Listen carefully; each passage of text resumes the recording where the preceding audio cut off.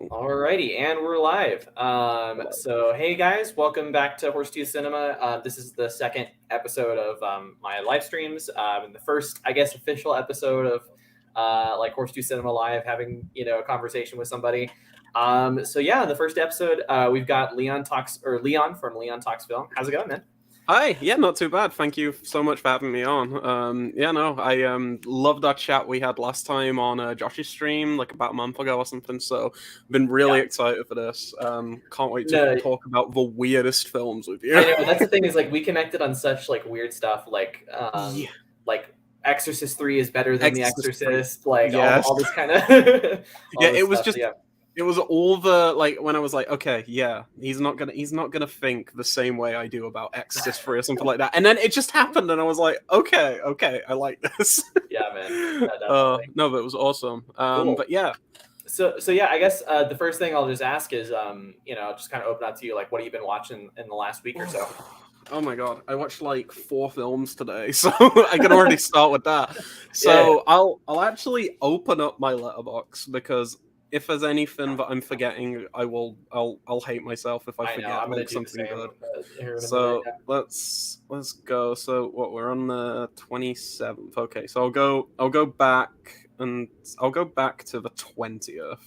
That's fair. Okay, so on the 20th, I rewatched James Gunn's Sliver with a friend who'd never seen it before. Cool. Sliver's awesome. Have you seen Sliver? I have. I really want to. Heard great things about it. Yeah. Yeah, no, it's really, really fun. And then I also watched Twilight that day. Oh, nice. Awful. It's so bad, but it's so funny. It is. Me and Twilight. I have only seen Breaking Dawn Part 2. And I was like 12 or something. I don't know when it was that it came out, but my mom wanted to watch it. Like, I don't even know if she was a huge fan of all the other ones, but we just, like, as a family, watched the last Twilight movie. And I remember thinking, like, even then, when I was like, this Jacob shit is really weird. Oh, it's so weird. It's so weird, the whole imprinting stuff. Like, Yeah. what the yeah. But yeah, No. my fiance back in the day, she and her cousin were like Twilight fans, so I will probably be watching the first one before too long. And Yeah. I hope because it's like a boring opinion to like hate on Twilight, even though I feel like most people can agree it's not very good. But Yeah. I want to like it, but we'll see.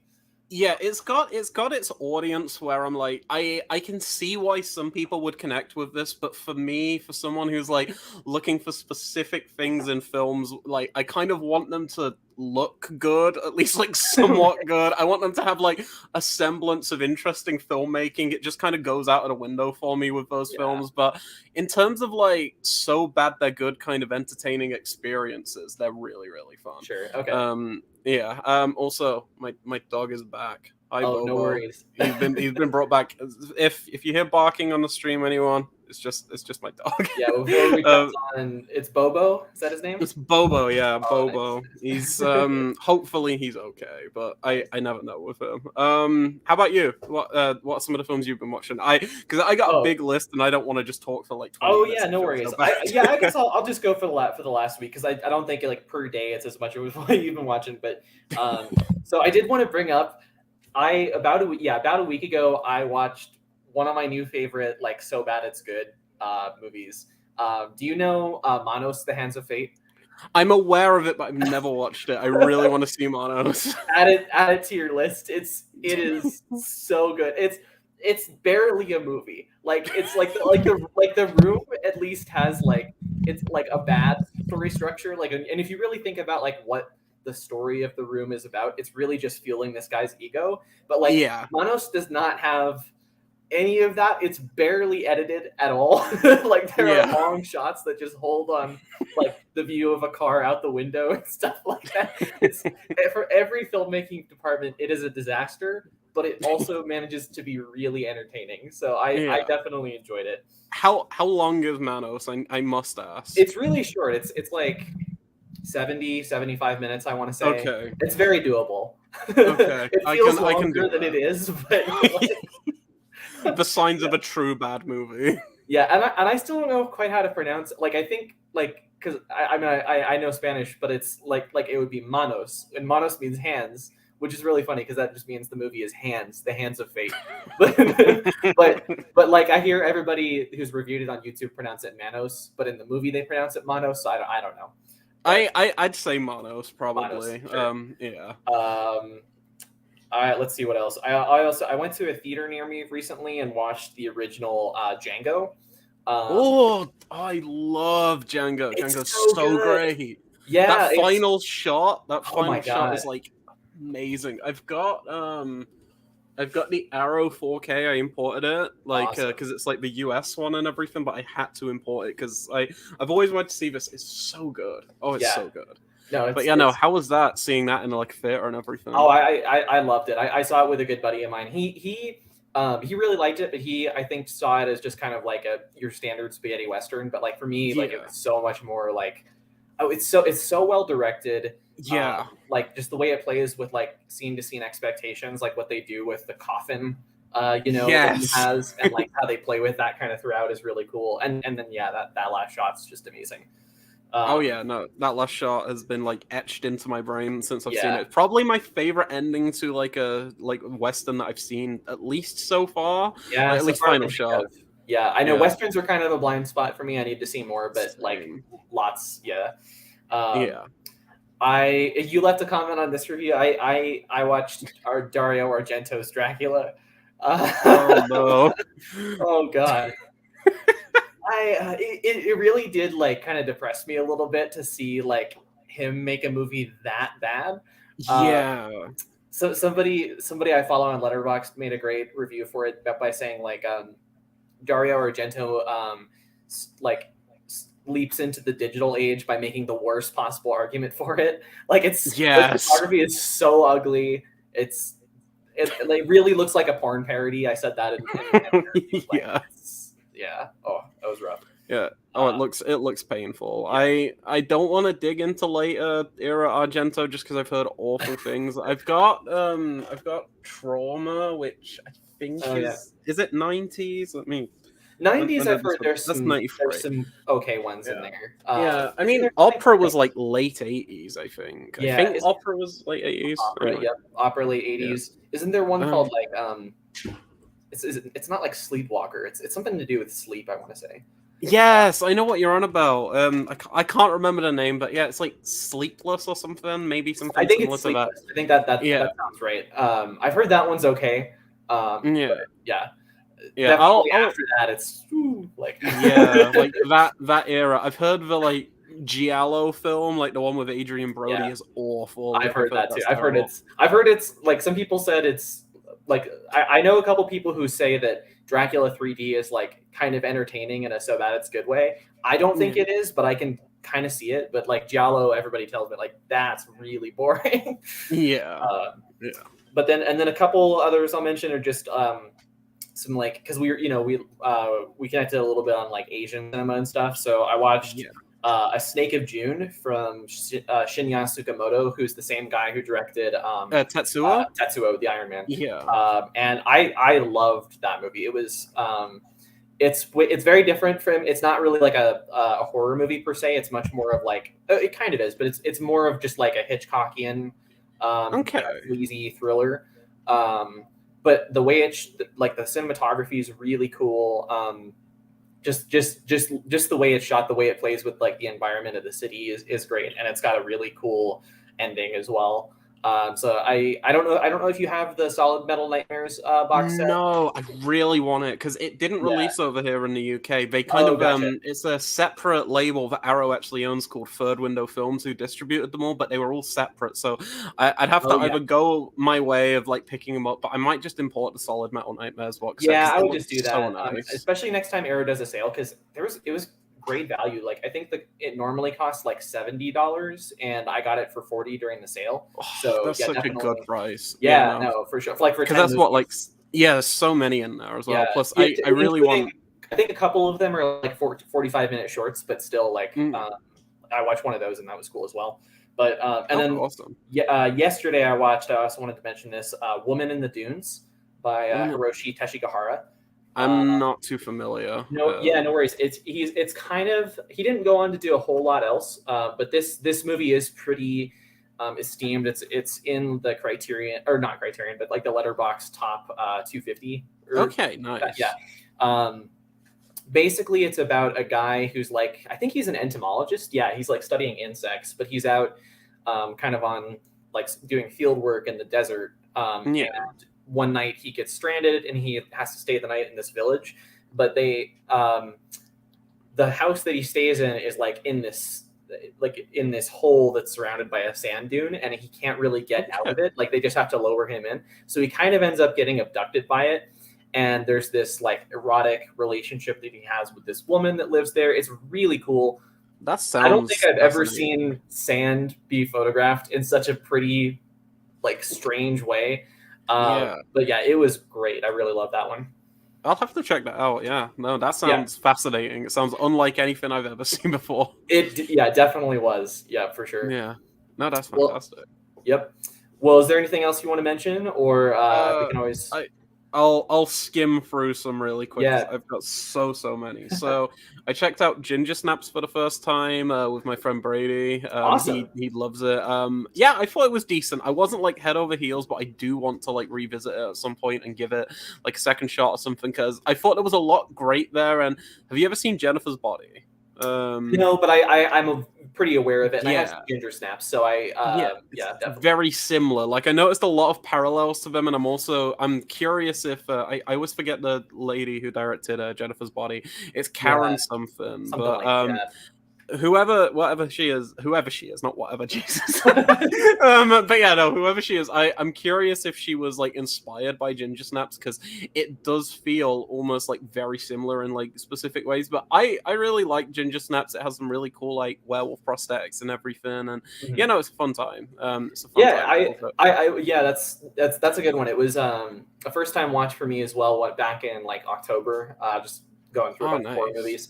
I definitely dug it as well, especially as just like a coming of age, like tied that into werewolfism. I thought that was werewolfism, awesome. I guess, but yeah. Well, if there's vampirism, there's werewolfism. So yeah, I'd say so. I want to check out the sequel. I know there's two, but I've heard the second sequel is actually not the first sequel. Sorry, is not too bad. Yeah. Yeah. I watched a new favorite. I got a review copy for this. It's the 2003 film May, directed by Lucky McKee. I really want to see that. Yeah. Loved it. Like I absolutely fell in love with it. It's something I'd never seen before and everything, and I was like, okay, yeah, I've got a review copy. Let me check this out. And it's an upcoming second site release, which is amazing. Oh, spoiler alert. But yeah, no, the film's amazing. I loved it. It kind of feels like saying something feels like Taxi Driver makes it like sound like Joker or something, but it's really not like that. It's just a really interesting character study of a very like isolated and lonely individual, and I love the direction it takes in the third act. I don't want to say anything else but I'd highly recommend that. I think May is like amazing. What else have we got? MS-45. Oh, sorry. No. I was just gonna ask, because you compared it to Taxi Driver. Is it a woman at the like center of it as the main? Yes. Character? Yeah. Okay, that's a really interesting idea then, because you could obviously like do a lot with that, like as a Taxi Driver too. Yeah, it's really fascinating because like I'm not just gonna go through like a plot by plot summary or anything, but she's born with a lazy eye and she feels very like isolated at a young age and everything, and the whole film is kind of her coming to terms with the fact that she's just very lonely, and every time she tries to connect with somebody, because of her deformity, she kind of latches on to specific things about individuals she likes, such as like somebody's hands or somebody's neck or something, and it gets really bizarre in the third act. But I like the sense of progression, and also there's a character in it who loves Dario Argento films and has an opera poster, and I was like, okay, extra star for that. Literally me. Yeah, literally me. He was so cool. He was awesome. But yeah, no, I really I loved that. But MS-45. Oh god, it's so what good. An amazing movie. It's amazing. It's probably like second favorite like Ferrara film that I've seen so far. Like I think probably second for me too. Yeah. I like Bad Lieutenant a little bit more. Yeah. Hell yeah. It's so good. I oh, God. rewatched it like because I watched it for the first time like last year sometime, and literally I think most days since I thought about it at least once. Like it's just Yeah. that great of a performance and that great of a character study. Oh yeah.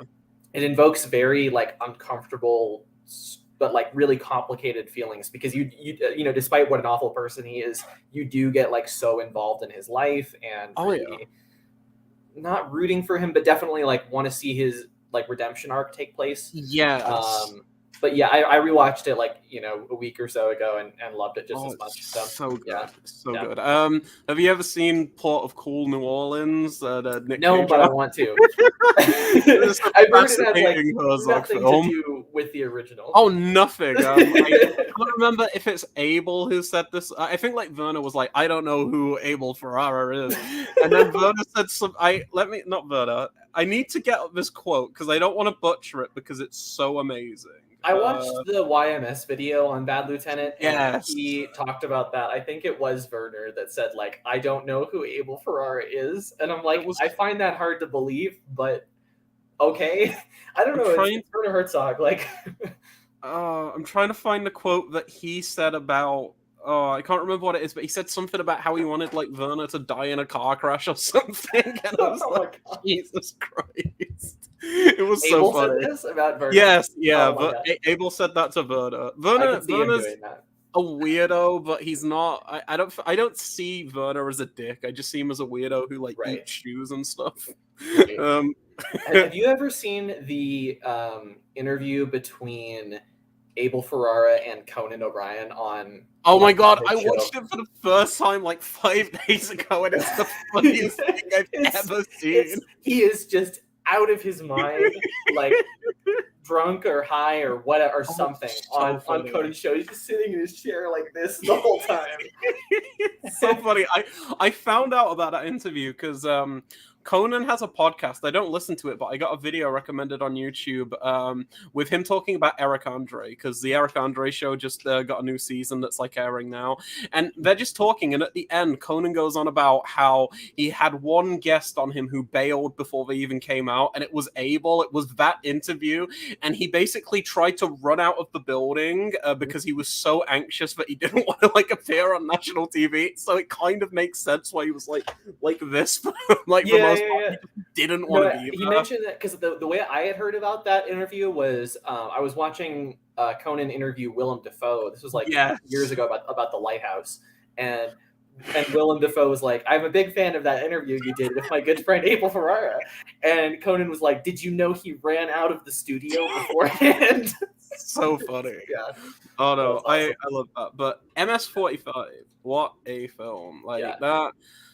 I love that film very dearly. I think it's so well made, and I think it's like super underrated as well. Like people in film circles seem to love it, but like the general film going audience don't really know much about it, and I wish more people did because it's so good. It's like it's really grimy, it's really disturbing, but it's not sleazy in a way that other films with that kind of subject matter are. It's very like, I don't even know if I want to use the word restrained really, but I totally know what you mean. Like I was expecting it to be just based on the subject matter. I was thinking it was going to be more like Last House on the Left or something like that. Yeah, like a lot grimier.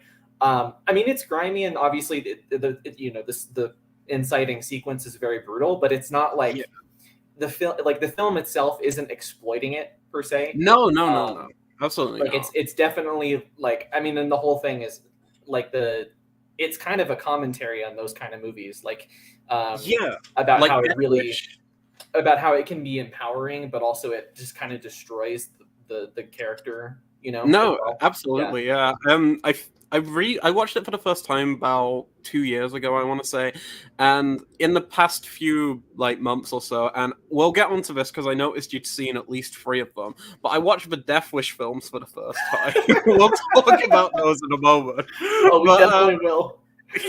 But MS-45 feels like a coherent and good version of that first Death Wish Yes. film. I don't really like the first Death Wish very much. I think it's interesting, but it doesn't really work as like a film, and I don't think it's held up very well. It's more fascinating as like a time capsule of That's like that's that that's what I era. was gonna like thinking is that it's a much better just like time capsule of the way people thought at people were very paranoid about crime and race Oh, there's a lot of like very racist attitudes 100%. No, the first Death Wish kind of sucks, but I still think it's fascinating. Like it's not something I'd say is like one of the worst things ever. It's just something I didn't really connect with. I do love the final shot of like Bronson like holding the finger gun. That's so funny. Oh, that's so good.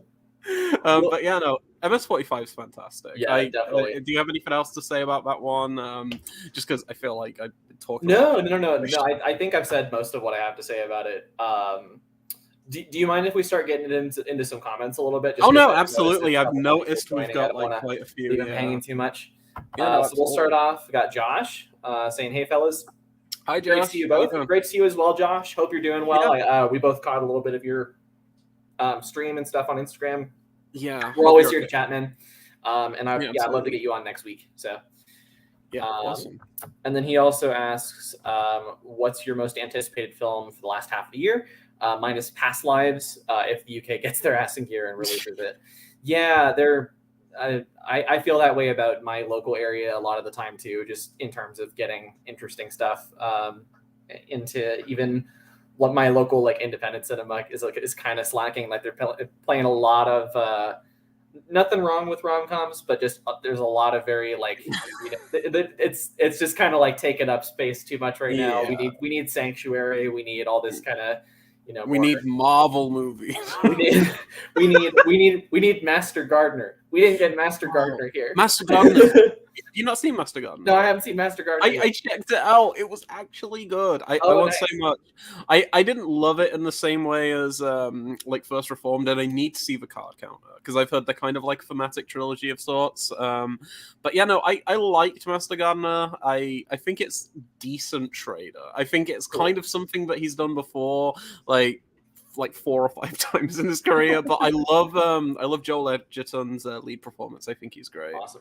As long as we're not getting like doggy dog Schrader, then I'm yesterday I was on call with my friend Brady, and just out of nowhere, I just had the urge to watch the opening 10 minutes of Dog Eat Dog. The opening 10 minutes is wonderful. It's so great. It like takes such a nosedive after that, but the opening 10 minutes are so good. Like they are so good. I just love the contrast of like disgusting, grimy Willem Dafoe, like heroin addicted Dafoe in this like really bright pink environment. Like Ohio. It's so funny. He like murders a child like during that sequence. It's like it is so trashy. Because the wall is. What is it like? His girlfriend like catches him watching like Asian porn or something, and she's like, "You're out of this house." And he just goes mad. Like what the fuck? It's so fun. But I'm trying to think about Josh's question. So I would say probably for me either Dune Part 2. I really liked Dune Part 1. I'm hoping because we haven't really seen a very thorough adaptation of this part of the book yet, because the David Lynch film is a little rushy in that section. 100%. But and then there was something else that I had on my mind. I'm trying to think. Zone of Interest by Jonathan Glazer. It's his first film in like 10 years. Yeah. So and also it's rare to get films about the Holocaust in general.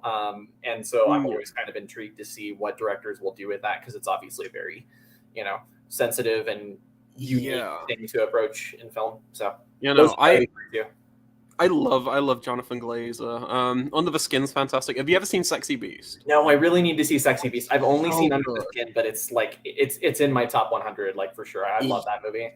Oh yeah, no, it's Under the Skin's amazing. Sexy Beast is so fun, but it's also just like it has one of the greatest like piece of shit antagonists in any film I've ever seen. Like Ben Kingsley is amazing in Sexy Beast. So I just find that such an interesting idea of like Ben Kingsley, like being great. Yeah, like I don't know, like I was thinking about his like last year at some point I watched Species and he was really bad in that. I've never seen that, but I've got this I've got this collection of all films. And I haven't seen any of the sequels, but even the first one, maybe I need to rewatch it, but like it's not anywhere near as interesting as it sounds. Yeah. Like, it's I think that somebody was promoting it as like Alien meets Basic Instinct, which is a great idea. That's so good. Like, yeah, but it's just kind of dull. I don't know, but yeah, I'll check it out eventually. But yeah, no, everything else I've seen Ben Kingsley in, I'm just like, yeah, he's fine. He's kind of fun in Iron Man 3. Like everyone hates him in that, but he's pretty fun in that. Yeah. But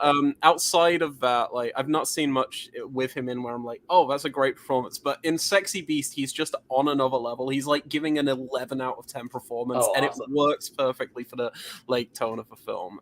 My answer, sorry. I was gonna do a jokey one, and I'm gonna list every Marvel film, but I'm not excited for any of those. I'm interested in seeing Dune Part 2. It's weird because when I first watched Part 1, I wasn't huge on it, but I gave it a rewatch when it hit 4K Blu-ray and ended up like really enjoying it. So awesome. I'd love to see that in IMAX. I want to see the new Mission Impossible just because those films are really fun, like theatrical events and everything. Yeah. But Oppenheimer should be interesting. Nolan's an interesting filmmaker, but after like one, I kind of want to say Barbie. Like I'm so excited for Barbie. It looks awesome. I almost wish she would, and obviously, or Baumbach's script as well. But I honestly wish they would do like some kind of David Lynch stuff with it and like completely subvert expectations with like a very plastic world like that. But I have a feeling it's gonna be an interesting movie like thematically and stuff. But it's probably gonna be more just like. It's going to work as a family film also, is kind of what I'm thinking. It's the thing that fascinated me about it is I was dead set because over here in the UK, the age ratings are like UPG 12, 15, and 18. Like, so over here, I was convinced it was going to get a PG rating, but it's actually rated a 12 over here. So that's like the equivalent to a PG 13. So I was like, okay, maybe they're going to go a bit like, I don't want to say edgier with this, but go a bit further than I was expecting, because I was kind of expecting it to be like a Lego Movie situation where it's like it's an accessible film, but it's mostly going to be like aimed at like families and stuff. But maybe they'll go a bit further with it. I feel like actually the Lego Movie could be a good comparison because like adults can get a lot out of that. Like there's a lot, especially the humor is. There's a lot of stuff that kids just wouldn't get. Yeah. Oh yeah, absolutely. Sure.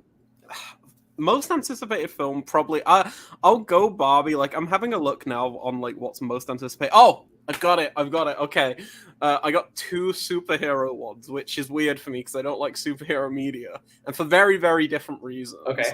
Although I think they might both be awful, which is going to make me sad about one. So first. Kraven the Hunter. Oh, is that this year? I thought maybe that was. I really want to see the trailer. You've not seen the trailer? I haven't seen the trailer yet, but because I was one of the. Yeah, I went to see Morbius pretty early before all the meme stuff came out about it. I mean, like people thought it was going to be bad from the trailer, but I had such a good time, like laughing my ass off at that 1 out of 10. There's a scene. So Kraven, I don't know if you're aware of this, but it's rated R. Like they're going like fully R-rated. I prefer that. There's a shot in the trailer where Aaron Taylor Johnson is like in the Kraven getup. He jumps in like a truck with like 3 or 4 soldiers in, and he takes a bite out of one of their necks and spits it at the camera. It's so stupid. It sounds awful, and I'm so excited. It sounds like really entertaining. Like I think it'll be better than Morbius just on the R rating alone. Yeah, that'll do. I'm fascinated by it. Like, Yeah. I love the Sony Spider-Man universe because every single film in it is like completely unsure on what it's going for, and it's like half of it wants to be part of the MCU, and then the other half is like, oh, we want to be our own edgy thing with like Eminem doing our songs, and I'm like, oh, Right. it's horrible. But no, I'm Yeah. excited for that, but I think it's going to be terrible. Rip these out for a Uh, second. Sorry. oh, I just completely sorry. ripped my headphones out for a second. Oh, no worries. Yeah, no, I'm excited for that, but I think it's going to be terrible. And one that I'm genuinely excited for, but I do think it's going to be bad based on like test screenings. I'm really kind of excited for Aquaman and the Lost I know. Kingdom because the I am first as film well. is amazing. The first film's great. I had so much fun with the first one. I've talked about this on here before, but that was my first date with my fiance. That's an amazing first Yeah, day. it was a lot of fun. We did that, and then to actually interact, we went and played pinball afterwards. Yeah, that was it was a very like 90s kind of date. But anyway, but yeah, it's such a like pulpy, like surprisingly just like goofy, but Yeah. movie, but it actually like works. Oh like, yeah, 100%. Yeah, It's down to James Wan, like yeah. completely. Like he understood the assignment, and you can't get a character like Aquaman and take him seriously. It's not No. going to work. So you've No. got to go that silly route. And I love that it's like so disconnected from that whole universe, like the DC universe and everything. You can just watch it standalone. There's like one line that references Justice League or something, but everything else you can just go into it, have a good time. It's so campy, it's so silly. It's like it's shot super well. Like I love like the underwater sequences. They kind of look bad in places, but they're just fun, and there's some great action in it. I think I said that before. But yeah, no. I don't know if you're. I don't know if you like this movie, but I'm a defender of Escape from LA. Escape from LA, so fun. So I would compare it to that in like the effects are bad, but like it's enjoyable in what it's going for still. Yeah. No, definitely. Yeah, Escape from LA is really funny because I know if you ask Carpenter about it, he's like, "No, I think it's a great film," but it almost feels like a parody of what a remake or like a sequel to Escape from New York is going to be. Because where do you go after Escape from New York? Like you're just doing the same thing again, and it feels like Carpenter's like purposely doing that, almost winking at the audience. He's like, "This is the same story, but it's in a different place now," and I find that very humorous. Oh yeah, and it's the same story, different place, and also with a different tone. Like he completely, like he goes for like. There is still that same like kind of dystopian satirical element that I think gets overlooked a little bit because the silly stuff is so in your face. But like the silly stuff is fun. Like I like the surfing scene. The surfing scene is so fun. It's so fun. Yeah, but no, what were we talking about before? Oh yeah, Aquaman. Yeah, just anticipated movies. Yeah, you know, I hope that the new one's good. I've heard there's like a billion reshoots going on and behind the scenes stuff, and with what's going on with them, like changing plans and changing course and everything, I'm worried it's going to be a disaster, but I'm hopeful because I have a newfound love for James Wan now. Like I never used to be big on him until malignant came out. I know, and then Malignant changed my view on him, and I was like, I get him. I know, because like he definitely. I mean, all his films are well made, but they're just going for a kind of horror that I'm not particularly interested in. Like, there's a lot of like loud equals scary jump scare. Yeah, like Conjuring type of stuff. Exactly, right. And but Malignant, even though it has a lot of that, it was the first one that just went completely bonkers and like kind of. And also was a more interesting like genre riff. Like it kind of turns into an action movie at the end. Yeah, it feels like a Helen Lotter film or something. Like you ever seen Helen Lotter is a great comparison. Yeah, like Basket Case. I thought about it for sure. Yeah, definitely. Yeah, Basket Case is so fun. It's so good. Where is it? I've got the Arrow Blu-ray of Basket Case, of course. Nice. I want to get that. Fun. Yep. Oh, it's so fun. Frankenhooker, I want to get to. That's probably my favorite of his films that I've seen. Do I have Frankenhooker? I do have Frankenhooker. Nice. I've got. Where Where is it? I've got one more. I have Brain Damage as well. I which haven't is seen really that yet, fun. but I really want to. Yeah. Brain Damage is fun. It's a really fun film that it's not just schlock. Like it kind of there's a lot of like you can take a lot of like allegorical stuff out of it. Like it kind of feels like you've seen The Addiction, right? By Oh yeah. Ferrari. Mhm. Yeah, it kind of feels like, you know how people like liken that to like drug addiction and stuff like that. Yep. Brain Damage kind of feels a little similar to that in what it's going for, and it's really interesting. Cool. Yeah, no, I like that. It's probably his best film, but I think Basket Case or like Frankenhooker are a little bit more enjoyable. Yeah. Oh yeah. Definitely. Just the third act of Frankenhooker, especially like when everything, what like the super crack like starts to come into play. Like, oh, it's so fun. Oh, so good. Yeah, but yeah, no, James Wan. I've done a 180 on him. Some of his films I still don't like, but yeah, no, Aquaman and Malignant are amazing. And I just hope Aquaman 2 and whatever he does after that, I hope it's something original again. Like his franchise stuff is fun, but I want something as batshit crazy as Malignant again.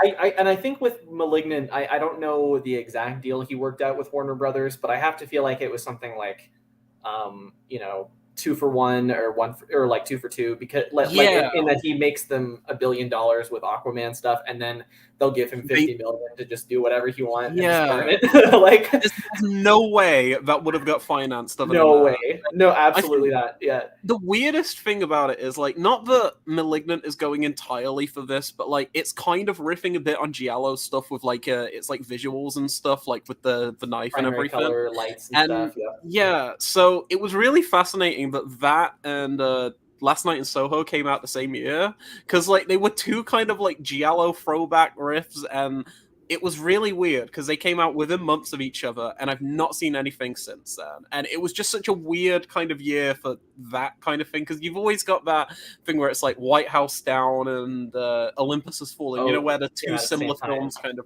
but I don't know, just seeing two Giallo-ish riffs come out, both bomb at the box office, and then just like kind of become little cult films is really fun. And I mean, the only thing with Edgar Wright is like, I worry about him a little bit, because it's like, because he doesn't have that James Wan, big box office hits. I mean, I think Baby Driver did well, but like not like Aquaman well. Yeah, so he's never had a big hit. No. Yeah, like Scott Pilgrim bombed. Yeah, Scott Pilgrim really bombed in the US. And obviously Last Night in Soho. So I hope he can, I don't know, keep getting stuff like this made. Yeah. He's got like 1 billion projects in the like works right now. He's doing like a remake of The Running Man, and I'm like, why? All right. Like that's a really weird thing. And I know he's got like a couple of other projects he's like announced or like said he's attached to, but I don't know what's happening. Baby Driver 2 was supposed to happen, but I don't think that's ever happening now with Ansel Elgort and Kevin Spacey. No, I don't think so. Well, I mean, it doesn't matter so much about Spacey, but like Ansel Elgort, no. After everything that came out, I don't see that happening. No, I don't think so either. They could do just a spin-off with The Waitress. Like it's all I forget her name. I forget her name as well, but I'm just gonna give a couple comments. Josh says, "Here they are." I'm assuming just talking about us popping up on going live. Yeah. And he also says he watched Freddy Got Fingered. A masterpiece. I still haven't watched it, Josh. How was it? So good. You've got to watch Freddy Got Fingered, please. Just do it tonight, tomorrow. I have watched a couple scenes from it. I've seen the horse scene, but I don't want to. After I watched that, I stopped because I was like, I don't want to spoil too many of the gags. Yeah. It's a film that when I first watched it, I didn't get it whatsoever, and then I watched like the Red Letter Media video. I watched it with friends, like the film itself, and it just kind of clicked for me, and it's kind of one of my favorite films now. It's so funny. It is so unbelievably funny. I love Freddy Got Fingered. I'm really excited. I have a suspicion I will love it. I also haven't seen the full Red Letter Media video, because I think they're probably gonna go into a little bit of spoiler territory about like the thematic content and explaining like the content. Maybe not thematic, but like definitely like the behind the scenes stuff. There's a lot. there's a lot going on, and there's a theory that Mike has, like a take on it that Mike has, which is kind of genius and has really it's just completely changed like my outlook on the film without giving away any spoilers. It's super fun. Nice. You know, they actually I watched they uploaded a Temple of Doom review. Yes, today. I haven't watched it yet, but I really want to check that out. Yeah, I just checked it out today. I was happy to do that because I think Temple of Doom is like super underrated. Like it's probably my favorite Indiana Jones film. It's just over the years I've just really gravitated to it, especially as I've gotten more into horror and stuff like that. And I think that the like more problematic elements of it are interesting because like it's like he's doing more Lucas than Spielberg, but it feels like they're doing like a riff on like the worst tropes in old adventure serials, like the kind of like Willie Scott as more of like a damsel in distress type character than Marion as like a strong independent woman, you know. So I find all that stuff really, really interesting. But I definitely want to check that video out. I love their reviews. They're so good. They're awesome. Josh also says Twilight is it's something. It's something. It's an interesting like phenomenon. It's because like horror stuff, like vaguely like horror adjacent things getting that popular is really rare. So it's funny like picturing like Twilight fans like watching like lots of actual vampire movies, like I don't know, like this, like if you show them Abel Ferrara's The Addiction, like the girl walks home alone at night, something like that, and they just like hate it. They'd be like, "What is this?" Josh also says, "Thank you for being there for me. By the way, you guys are the best." Thanks, Josh. You're always welcome on here. We're your bros. We'll be here for you. Yeah. I'm here. If you ever need me, man, just give me a message. Yeah. And he also says, watched Return to Seoul today. It was great. Really impactful with an ending shot that will stay in my mind for quite a while. I really want to see that. So I don't know if I mentioned it on the channel before, but I actually did a semester abroad in Seoul at one point for about 6 months. And so I really want to see what that film does with the city and just like, because that city is like a drug. Like there's something about like the nightlife and just the culture and the food there that like really can grab you. And apparently it's about like a person who is kind of like stuck between her culture because like she's kind of Korean, but she's also kind of French. So it just sounds really interesting. Have you seen this one? No, I haven't. Yeah. I've not actually heard of it, but it sounds fascinating. Yeah, I think it's a Neon release, I want to say. Okay. I love what Neon puts out. Neon puts definitely. Really interesting stuff out. It's on my list. I did a list recently of like 10 to 15 movies that I want to like that came out earlier in the year that I've just missed out on and want to catch up on them. So that's definitely one of them. The one that I started with was have you seen Rye Lane? No, I'm aware of Rye Lane though. I haven't seen it. Josh did a good video on it. It's kind of like a take on Before Sunrise a little bit, but it sets that up, and you think that it might be a little bit cliched, but then it really like subverts the expectation of what it is, and it's kind of shot like an Edgar Wright film. Like the filmmaking itself is really interesting. So that sounds fascinating. I don't know if you have access to like with a VPN, but if you do, definitely. Recommend it. Which service? Sorry, it cut out just for a sec. Hulu. Like if you have a VPN, because I know you guys don't have Hulu, but I'll see if it's streaming somewhere over here. You never know. Yeah, definitely. It might be like for a lot of like films. Sometimes like Mubi will get it over here or something. Like if they're like interesting like smaller films. Like I love Mubi. Mubi are awesome. No, awesome. But no, I'll check that out. I'll add that to the list. It sounds cool. Yeah, definitely. Yeah. And then Josh says as well, planning on watching either a Bride for Rip Van Winkle or EO tonight. Having a very rough day, need something peaceful to watch. If you're having a rough day, I would say don't watch EO. I've heard EO is a lot. I've heard EO is not fun. It's a beautiful movie. It's like super well, photographed, and it's almost like a Gaspar Noé light show kind of thing. It's very psychedelic and strange, but it's the content is very disturbing. Like it's basically about human cruelty to animals. So I would say if you're having a rough day, don't watch that. But I don't know what A Bride for Rip Van Winkle is. I've never heard of that. Yeah, I've never heard of that one. Yeah, so yeah, maybe that one, Josh. Definitely take it easy. And he says May sounds good. Yeah, it definitely does. Yeah, especially the way I hadn't really heard anybody describe it that way, as like a kind of a Taxi Driver riff. So yeah, it's like it's way more humorous, and there's like horror elements too. Like I don't want to go into it too much, but it's kind of, to pin it down to one genre is like kind of underselling it, because it starts out as a very kind of oddball drama. Like usually people would say like an oddball comedy or something, but it's more like a drama that's kind of funny at times in a really dark way, and then it turns into like a romance film, and then there's a bit of horror in there too, and it's just kind of like an amalgamation of all these different genres, and it's hard to like pin it down to one thing, but it's so fun. Yeah, but like Taxi Driver's the big one that kind of came to me while watching it. I was like, it kind of feels like a Taxi Driver thing, and then it turns into something completely different, which I don't know what I'd really compare it to, but it's very fun. That's a good sign when you're like, oh, well, how do I describe this? You know, that's, yeah. Like that's. I was having a really hard time writing my review for Woman in the Dunes yesterday. I was like, literally, how do I describe this movie? Like, yeah. Then Josh says he's no Vincent Gallo. Who are we talking about at that point? Who's Vincent Gallo? Do you not know? Wait, you don't know who Vincent Gallo is? Oh no! I watch Trouble every day. I was like, well, I know you're a huge fan of like Buffalo '66. Like, yeah. No, I'm trying to think who. What did we? Josh, tell us what we're talking about with Vincent Gallo. I need to know now. Oh, Vincent Gallo is fascinating. Such a weird individual. Have you seen his website? No, I have not seen his website. Is it safe for the stream? I'm guessing it's not. No. Oh, okay. He sells services, and some of the services include a date with him that costs $50,000, or you can buy his sperm for $1 million.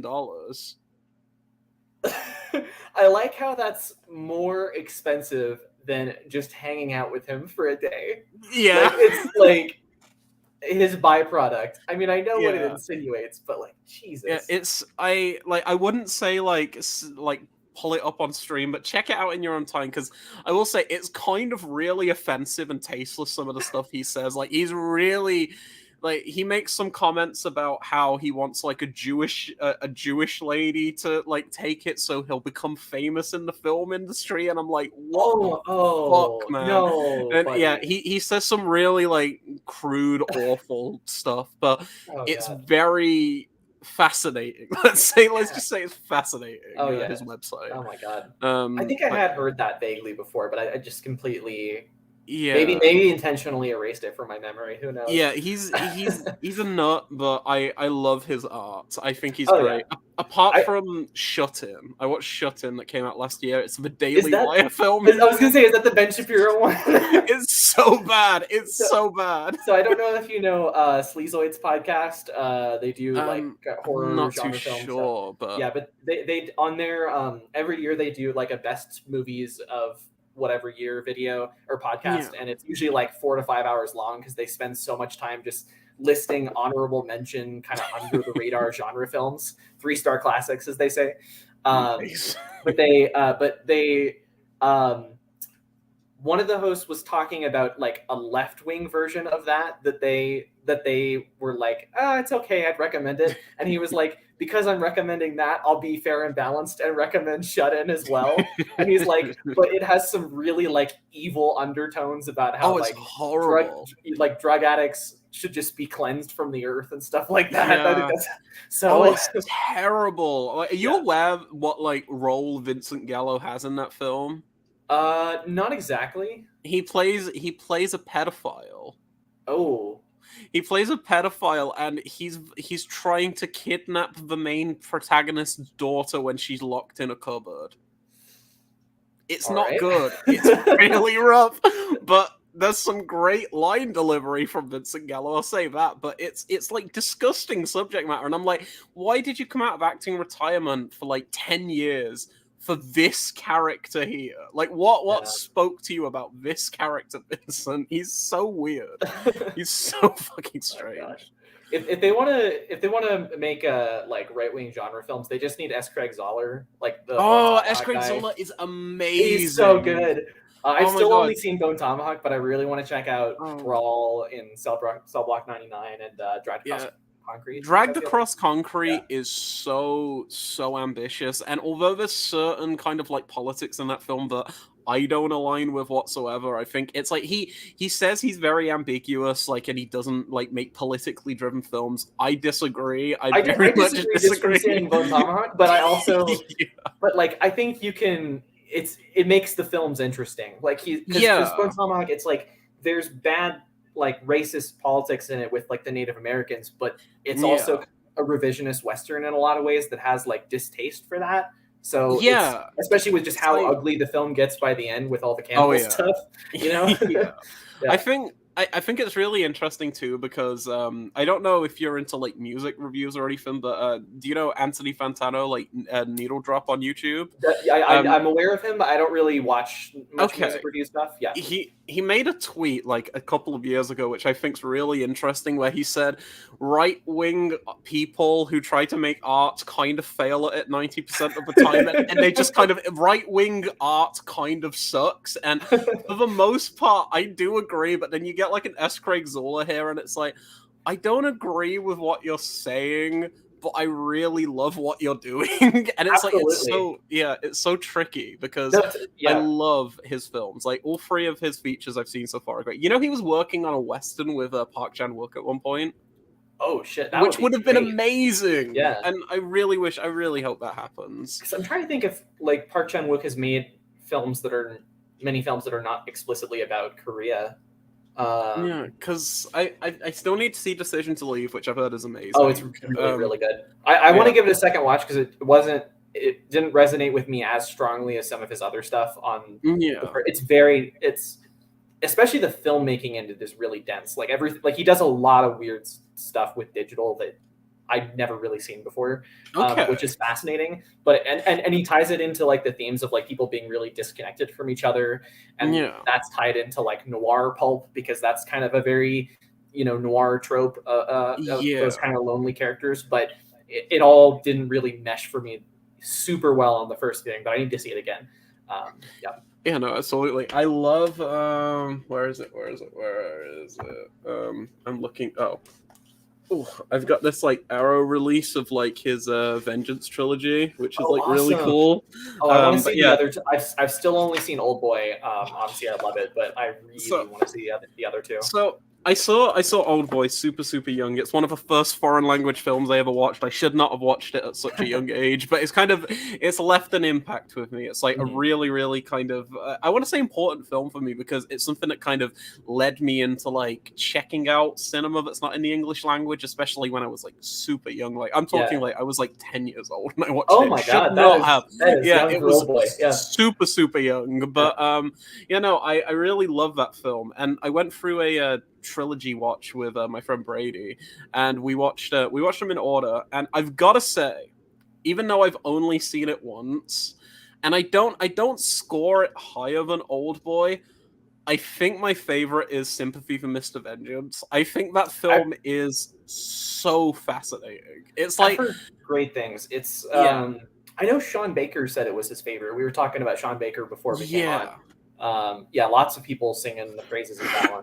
It's really fascinating because if you look at the critical reception, it's got like a 58% on Rotten Tomatoes. It's got like it's in the like 40s on Metacritic. I'm pretty sure it's not the most well regarded of the trilogy from critics, at least. But I know like audiences kind of put it around the same level as Lady Vengeance, which I'm not huge on Lady Vengeance, but I do want to revisit it. It was something that didn't connect. I didn't really connect with that much. But Mr. Vengeance is so strange because it sounds really bizarre to say this, but the opening like act of that film feels like a South Korean Wes Anderson film before Wes Anderson. Okay.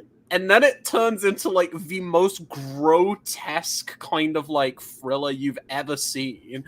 And then it's kind of a bit of a comedy sandwiched in between that too, because it's about a deaf mute like man with like like blue hair who's trying to get a kidney transplant for his sister or something, and it doesn't go to plan. It's kind of like a Uncut Gems After Hours situation of just everything going wrong. And I was like, this is part of the same trilogy as Old Boy. What is going on? And then it's got like some of the nastiest violence I've ever seen in a film, but it's not a particularly violent film. Like there's probably like, I don't know, there's only a handful of instances with violence in the film, but it has such an impact. It's like still some of the most like visceral, like Jesus Christ, like reactions I've ever had out of a film. But no, I think about Mr. Vengeance like probably once a week, and I think it's so interesting. So yeah, check it out if you can. Definitely, it's really kind of hard to find. Like I don't think it's. Do you have Mubi?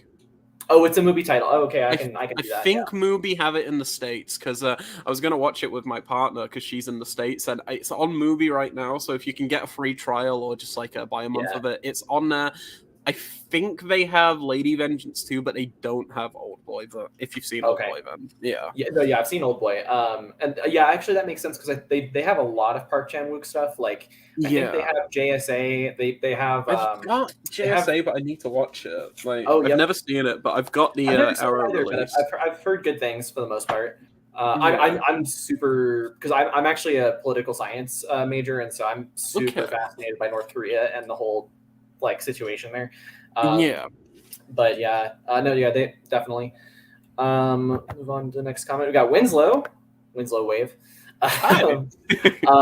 He says, I want to check out Ferrera's films. Where should I start?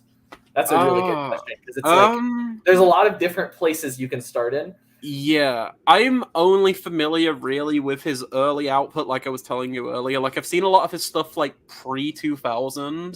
So I've seen like Bad Lieutenant, The Addiction, King of New York. You did watch 444 recently, though. Yes, I watched 444. Yeah. That was 2011, I want to say. I think that's like kind of new. Yeah, it's a very different kind of feel. I wouldn't say start with 444. That's deep end Ferrera. That's like late era, kind of like, it's like going into like Inland Empire as your first Lynch film. Don't do it. But yeah, no, in terms of like starting out, I mean, honestly, I think any of his like 80s and 90s output is a good place to start. I'd say in terms of like free that I'd suggest, Bad Lieutenant, like 100%. I think Bad Lieutenant is probably his best film I've seen.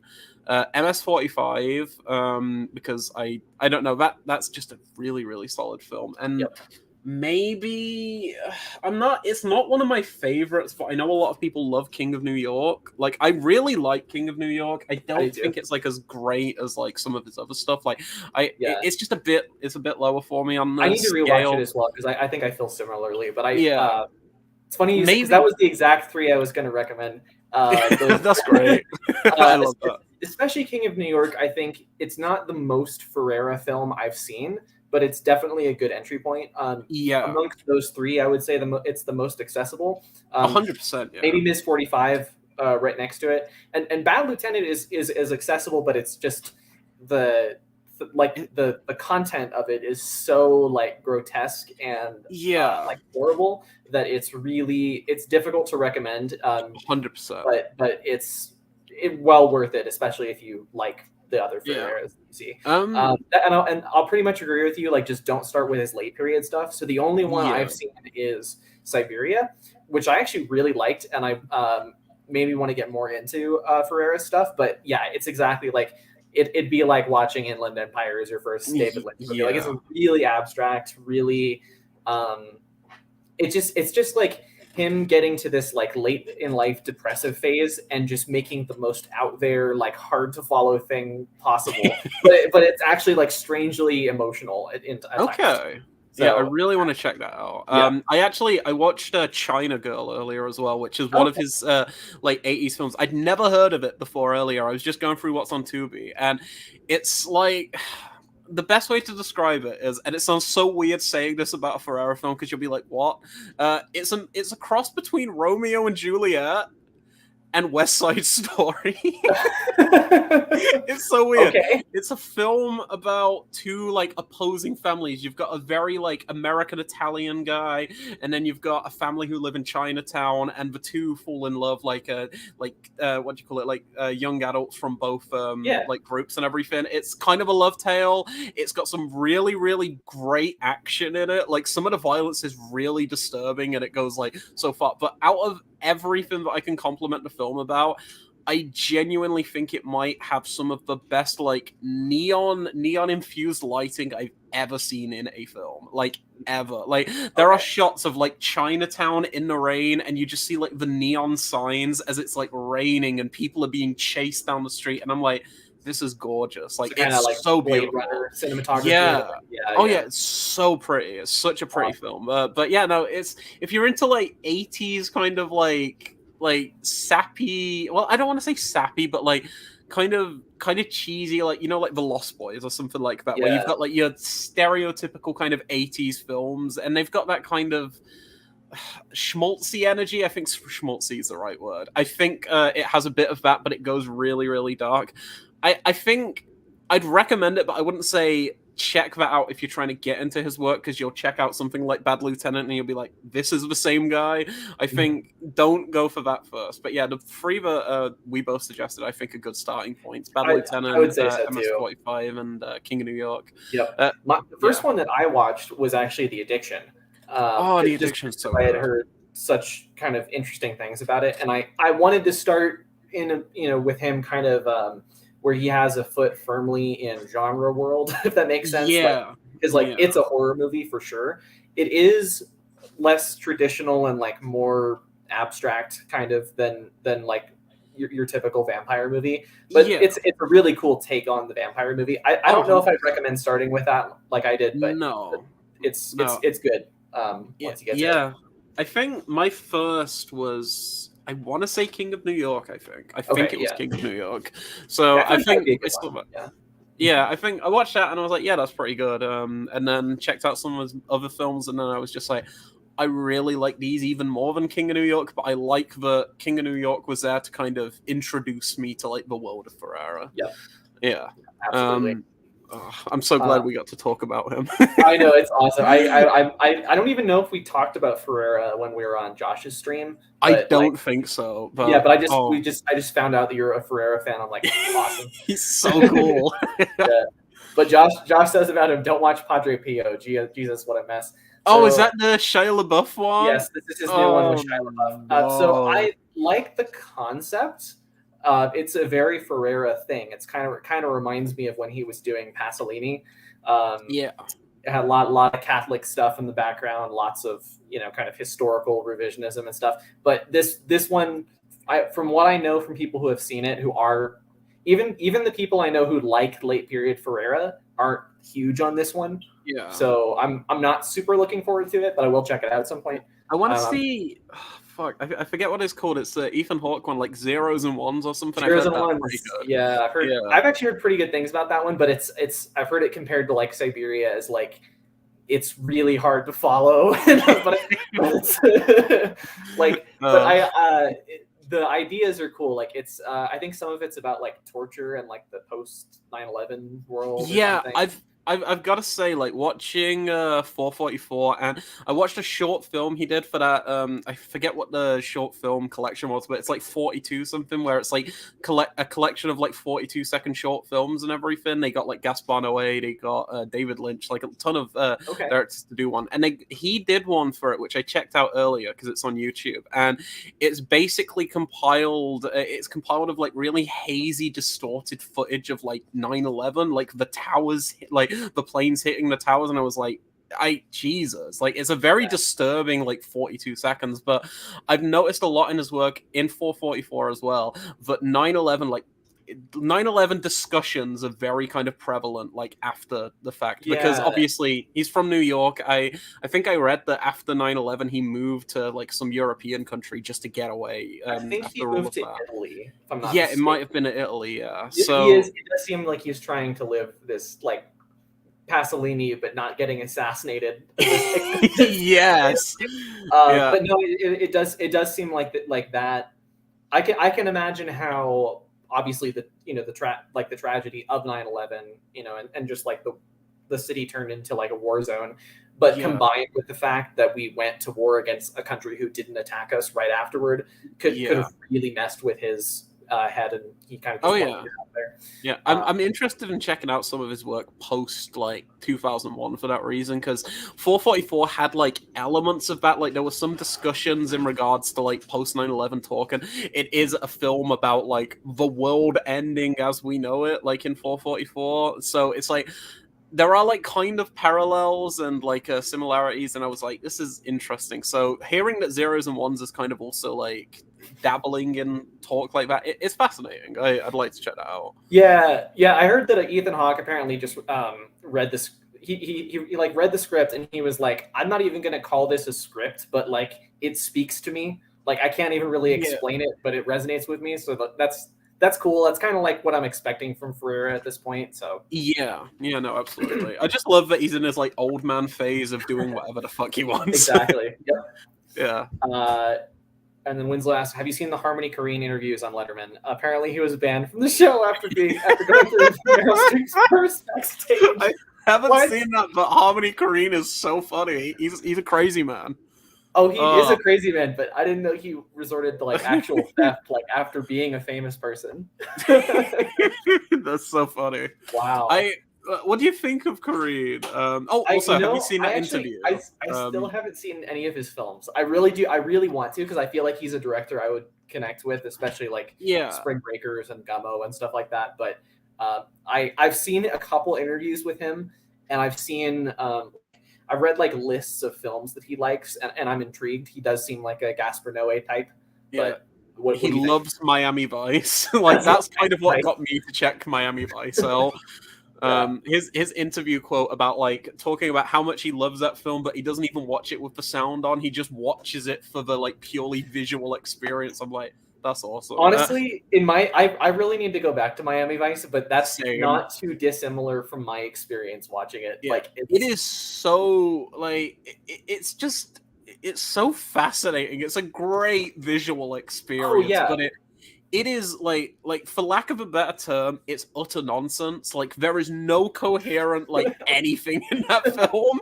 I will say though, which version did you watch? Did you watch the theatrical cut or did you watch the director's cut? Because I don't know. The theatrical did it open with like people on a boat or did it open immediately in the club? Because the theatrical cut is the best one. I can't remember. Because I've never seen the director's cut. I don't want to watch the director's cut because it opens with like 2 minutes of like the two lead. It opens with Colin Farrell and Jamie Foxx on boats and everything, and then it cuts into that opening club scene. But in the original theatrical cut, I think it's like one of the fucking hardest opening cuts of all time. It's just pure silence. Like the Universal logo plays in pure silence. There's no Universal fanfare, and then it just fades to black, and then it just cuts halfway through the first. No, it starts at the first bar of the Encore Numb remix by Linkin Park and Jay-Z, and it's just like opening with "Who You Know Fresher Than Ho, Riddle Me That." Like that's the first piece of audio you hear, and it's such a great opening. I love it, and the director's cut doesn't have that. It's just it's something I think about constantly. It's like one of the greatest like first frames of a film ever. No, the club scene is great, and there's so like just so much about the digital cinematography that's with it. But I picked up. I didn't. This is not how I watched the film for the first time, but I did pick up this Blu-ray recently. Okay. Is that the director's cut? Let me see if it has it. It doesn't look like it has it, so I'm just gonna go with I've only seen the theatrical. Oh wait, nope. It does. Sorry, it does have the director's cut as well. Okay. Okay.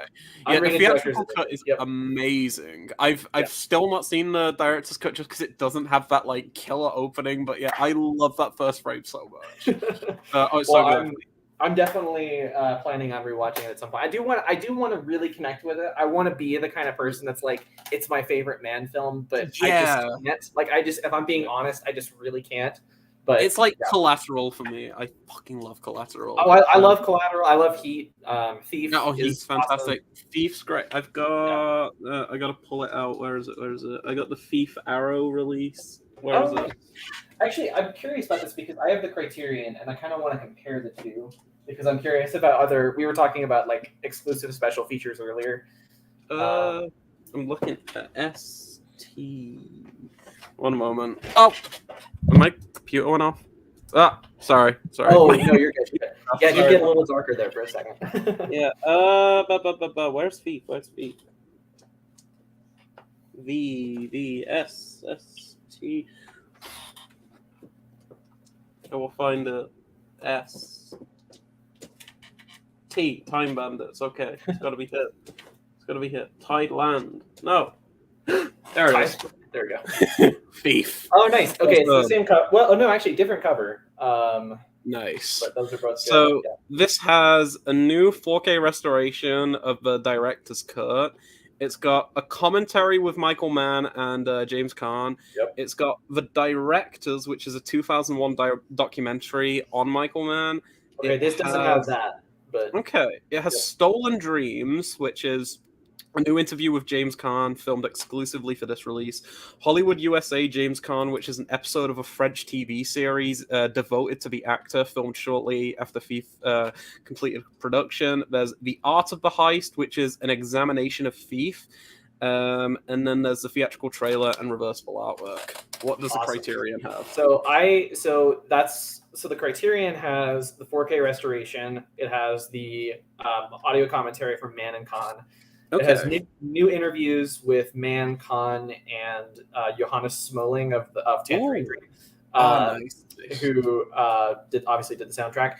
I've watched the interview with Mann. He talks a lot about like his relationship with Chicago and stuff like that, and why he goes to photograph it in a kind of a different way. And then after that, it just has the trailer and an essay by Nick James, which I think all the Criterion releases have. So it sounds like the Arrow has more to offer. It has. It's more archival stuff from the look of things. Like there's the director's episode, which is like a documentary on him, but that's from 2001, and then the TV episode about James Caan as well, which is pretty cool. It has a booklet as well. Like it has a booklet. It's not like a huge one or anything. It's is that the same one? That's really cool. It's the Criterion one. No. Sorry, it's different looking. It's got the Criterion cover art inside. Like it's got the very cool. Nice. For the artwork. I'm curious. What does it say? Oh, this is interesting. So yeah, the master was produced by the Criterion Collection. So it is the Criterion scan over here. So I'm guessing this came out after, like, if Criterion had already done the scan or something. I'm probably that usually explains why. Because there's a lot of instances where like the special features on the Arrow editions are just better and the transfers are better, but usually it's because Criterion's an older label. Well, maybe not older, but like I've been going a bit longer. Yeah, exactly. Like, over here, Arrow had the rights to, I don't know if you've seen this, but Blowout. Oh my god, I love that movie so much. Oh, it's so good. Blowout's amazing. Also, the reversible artwork's great. I love that it's got the actual poster. Yeah. But this is the Criterion scan. But this is out of print now. They don't sell this. Like I think it went out of print like 3 years ago, and now the Criterion Blu-ray's out over here, which has like different features, which is really weird because I know the Criterion has like a short film by De Palma that came out that he made in like the Murder 60s. a la mode, I think is the one. Yeah. And then this one here has like its own different interviews. Like it's got an interview with the cinematographer, an interview with the producer. It's got an interview with Nancy Allen. There is an interview with the composer, a gallery of on-set photos by the photographer, the original theatrical trailer, and that's about it, really. And a booklet as well. But yeah, that's got different features as well. And I'm just like, we were talking earlier about like double dipping and everything, how sometimes I feel like I need to get two releases. And I want that Criterion release, but I know a 4K came out in the States, so I'm going to have to import it. Because I know that will probably do that at this point, just because most of the special features you just listed, I think, are on this as well. But the reason to get the American one would definitely be the 4K, especially since it's region free as well. Absolutely. So, Yeah, no, I do like the artwork on this as well. Oh, it's so gorgeous. Yeah, I that love. scene with the 360. Oh, so good. Oh, it's so good. Blowout's amazing. I love De Palma. Like he is like when I think of like top 10 directors, I think honestly De Palma's up there for me. Like he's got so many classics. Carlito's Way, Carrie, Phantom of the Paradise. Yes, I've got it. I got Phantom of the Paradise here. Oh, awesome! Is that Arrow as well? Yeah, this is an Arrow release. It's Region B locked, but it has most of the features from the Shout Factory release from a couple of years ago, which is awesome. Awesome. But yeah, no, I love his work. I love this artwork here for that Carrie limited edition. Oh, awesome! I just keep pulling stuff off my shelf, but let's do it. I know. I got this 4K steelbook recently. Oh God, it looks so good. How does it look in 4K? So I haven't watched it in 4K yet, but I'm really looking forward to it. But on the back, I just love this artwork. I love that. That's great. I know in my like Blu-ray video, I was like, I'm not spoiling this for you if you haven't seen Carrie, but it's so good. I love Carrie. Like everything I've seen from De Palma for the most part, I tend to like. One of my favorites. Anything yet? Have you seen Casualties of War? No, I haven't. That's a really fascinating one. Yeah, Mike from Did You See That keeps telling me to watch it. Because it's got Michael J. Fox in it, and he's a big fan of Michael J. Fox. But I'm gonna get to that soon. I think it's on Max here. Okay, check it out if you can. Like, I've never seen the director's cut. I've only seen the theatrical, but it's so disturbing. Like, it's one of the most disturbing De Palma films out there. And I don't know. It doesn't have the same like. It has visual flair, but it's way more kind of traditional in how it tells its story. But I think that script and like just the direction of the actual actors is just fantastic. Like, I think it's some of the best performances I've seen in a De Palma film. Like, hands down. But yeah, no, I love De Palma. Like, I guess like some of his later era stuff, like Domino, I could not stand. I think it's Domino or whatever. No, that's Tony Scott, isn't it? No, I'm not thinking of that. Is Domino? There might be another Domino. I'm not sure. Let me go check. There might be a De Palma. No, there is a De Palma one called Domino. You're right. That's the one I'm thinking of. It's so bad. I have a good friend who's like the funniest person I know on Letterboxd. He has Domino in his top 4. I think it's in the number 1, not the De Palma, the Tony Scott one. Okay. And he, but I think, I mean, he 5-starred the movie, but I feel like he only put it in the top 4 because of the color scheme, because they're all like bright green. Oh, that's funny. Oh my god! I'll send you his account later. He is like the funniest person on Letterboxd. Oh no, I'd love to follow that. I'm always in the mood for like finding new accounts and stuff. No, that's great. I'm gonna go to Josh's next comment. Thanks, appreciate it. We'll get you on a stream on my channel soon. Yeah, definitely. Absolutely. We'll do it. Yeah, for sure. That'd be awesome. And then he also says Sanctuary was so good. Master Gardener's good too. Card counter slightly better, but thought it was interesting. As in better than Master Gardener. Okay, yeah, I can see. Yeah, cool. Yeah. I need to see the card counter and Sanctuary. Yeah, I really want to. I'm a big fan of Margaret Qualley. Obviously, you know, like very weird performance, like very weird direction of her in Once Upon a Time in Hollywood. Yeah. Well, like there's weird stuff in that movie where that character kind of parallels with like Tarantino's view of Polanski, which is super problematic. But like, but she's great in it, and then she's really great in The Nice Guys. If you've seen that. The Nice Guys is so much fun. I love The Nice Guys. She's like a really good like. I need to double check. Keep going. I'm listening. Sorry. I was just gonna say I think she's just such a good like 70s throwback kind of star. Like she's got that look. I know Josh didn't like this movie, but I was really big on Claire Denis' new movie Stars at Noon. I haven't seen that one yet. No. Yeah, no worries. I know you're kind of like you like Trouble Every Day, right? Yeah, I watched that today. High Life. I didn't really like High Life. I've got Beau Travail. That's one of the best movies ever. That is so good. Okay. I love it so much. And I only saw it earlier this year, but man. I really want to see it. I've heard fantastic stuff. Yeah. I just double check. Yes, okay. I know Margaret from Death Stranding. I don't know if you play any like video games or anything, but she's a character in Death Stranding. Oh the yeah, Hideo yeah. Kojima game. I know of She's her in great. that. Yeah. Yeah. No, she's great in that. Yeah. I really like her in that. Yeah, definitely. But yeah, no, I need to check out Sanctuary. Yeah, same. The premise looks cool. It's kind of looks like a little bit of a weird throwback to like erotic thriller kind of stuff. Yeah. Josh says, I think Master Gardener took a while for me to adapt to what it was going for, but then when I got it, I really liked it. Yeah, that seems like Paul Schrader's wavelength lately. Like if you can get where he is, you'll get a lot out of it, but if you can't, then you'll get nothing out of it. Have you ever seen I gotta find it. Where is it? Have you ever seen Hardcore? I haven't. Hardcore's so good. This might be my favorite Schrader film, honestly. Oh, really? It's wow. So good. George C. Scott, Exorcist Freeze in it and everything. It's so good. It's really disturbing. Like it's super disturbing. I don't really want to give much away about it, but it's like imagine the sleaziest kind of Schrader film imaginable, and you've got that, but with George C. Scott. Like it's really good. I'm just picturing George C. Scott doing the opening 10 minutes of Dog Eat Dog. Like there's a segment in Hardcore which I'm gonna be as vague as possible because it's just gonna make it sound even nuttier, which I kind of like. There's a sequence where he's going undercover as a porn director, and he's got a really fake like porn star mustache on, and it's the funniest visual I think I've ever seen in my entire life. That's awesome.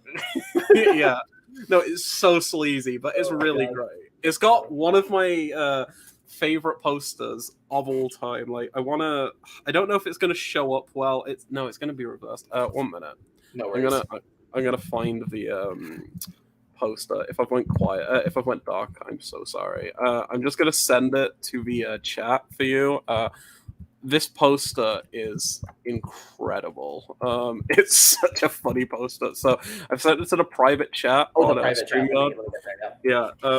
And I can show it. It's so good. It's so good. Oh my god! Let me present this. Share screen. One of my favorite posters of all time. Is it sharing? Oh, here we go. Is it sharing? It's not sharing yet. Okay, I thought it was. Oh, here we go. Tab. I'm sorry to the audience for taking forever on this. Oh, it's okay. There we go. Oh wait, it is. There we go. Wow. Oh my god, that's my daughter. That should be the title. That's a much better title than Hardcore. Oh, it's a great title. I just love the in the corner. Yeah. So oh my god. Is it? It's back to me, right? Or is it? Yeah. Or is that us? I can say yeah. Wow. Yeah. The poster has disappeared. But yeah, no. Paul Schrader he's something. He is something. I love him, but he's just I can't really pin down my opinion on him really because he's just so all over the place. I think he's a fantastic screenwriter and mostly a fantastic director. Mostly. You get your Dog Eat Dogs and stuff. Horrible. There's one he did with Nick Cage. I think it's called like Dying of the Light. Yeah. The one that had loads of like behind the scenes like meddling and stuff. It's really it's super messy. I didn't like Dying of the Light, but I want to check out Schrader's director's cut. I think we talked about this at one point. Yeah, Dark, I think it's called. Like he uploaded it to like the Pirate Bay and stuff. Yeah. I really want to check that out. But yeah, Dying of the Light as it is terrible. Like it's awful. But I think there's a good film in there, which is why I want to see his director's cut one day. Yeah, I could imagine that. Yeah, it's only like 65-70 minutes or something as well, so it's like a really, really short film, like his version. His version, or the actual you mentioned it's shorter than the theatrical cut, right? Yeah, because the theatrical's like I want to say it's like an hour 40 or something, so it truncates like a lot. Like let me go see. Dying of it's like an hour 35 minutes usually. So he does trim quite a bit off that. Yeah, that's like a third of the film, basically. Yeah. I really want to check it out though. Yeah. Josh also says that Zone of Interest is my number 3 anticipated of the year. Yeah, I mean, I don't know. Do you know why it took forever for Jonathan Glazer to release another film after Under the Skin? I don't. I saw his short. Did you see a short film he did with A24 a couple of years ago? It's like No. 5-10 minutes long. I'm forgetting the name of it. Like I'm blanking on the name, but it was a really really weird short film. Like let me see if I can find it actually. 1 minute. Under Because the I just feel Skin. because it was definitely. I mean, it wasn't a huge hit or anything, but it's definitely like his biggest like Yeah, like working with the 100%. studio and all this. So it got a lot of critical attention. So yeah, I mean, I'm just interested why it took 10 years for him to make another feature. He did a couple of shorts. So the one I am talking about, and it's going to be reversed for me anyway, but it's called The Fool, and it's about 10 minutes long. 7 minutes long. It came out in 2019. Oh, it's on your watch list. I see it on your watch. Probably. I mean, I just probably watch listed like everything he's done. I imagine. Yeah.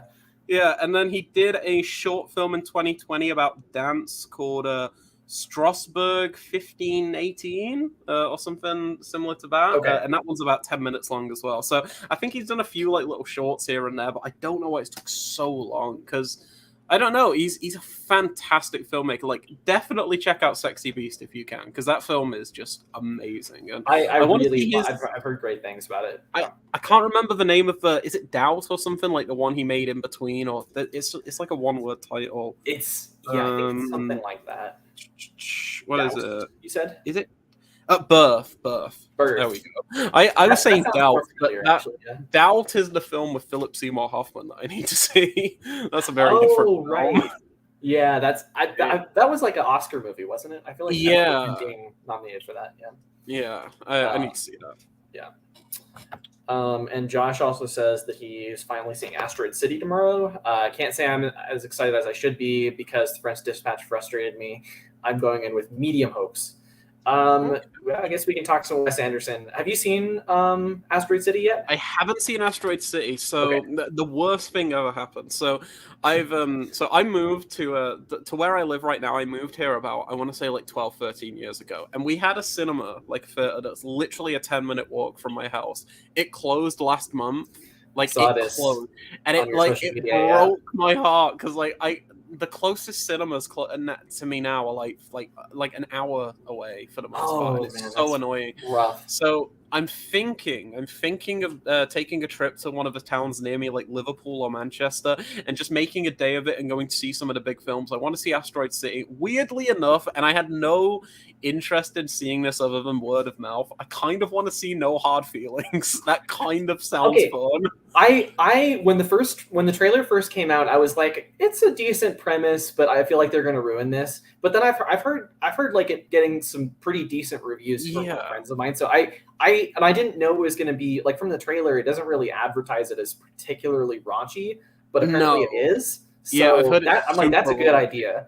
But yeah, because like those kind of comedies are just dead now. Like you don't get those, and even like the Netflix like ones, you just get like kissing booths and tall girls type thing when it's like rom-coms.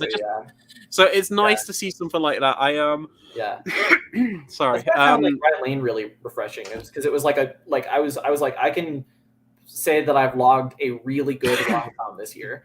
Like last year we had like I know Josh was a big fan of this. What's the one with Cooper Raiff? It was the Apple TV one. Cha-Cha Real Smooth, I think it's called. Cha-Cha. Yeah, I was like, I liked that. I didn't think it was great though. But like Ryan Lane, I was like fully like, this is a fantastic rom-com, and I haven't been able to say that in a long time.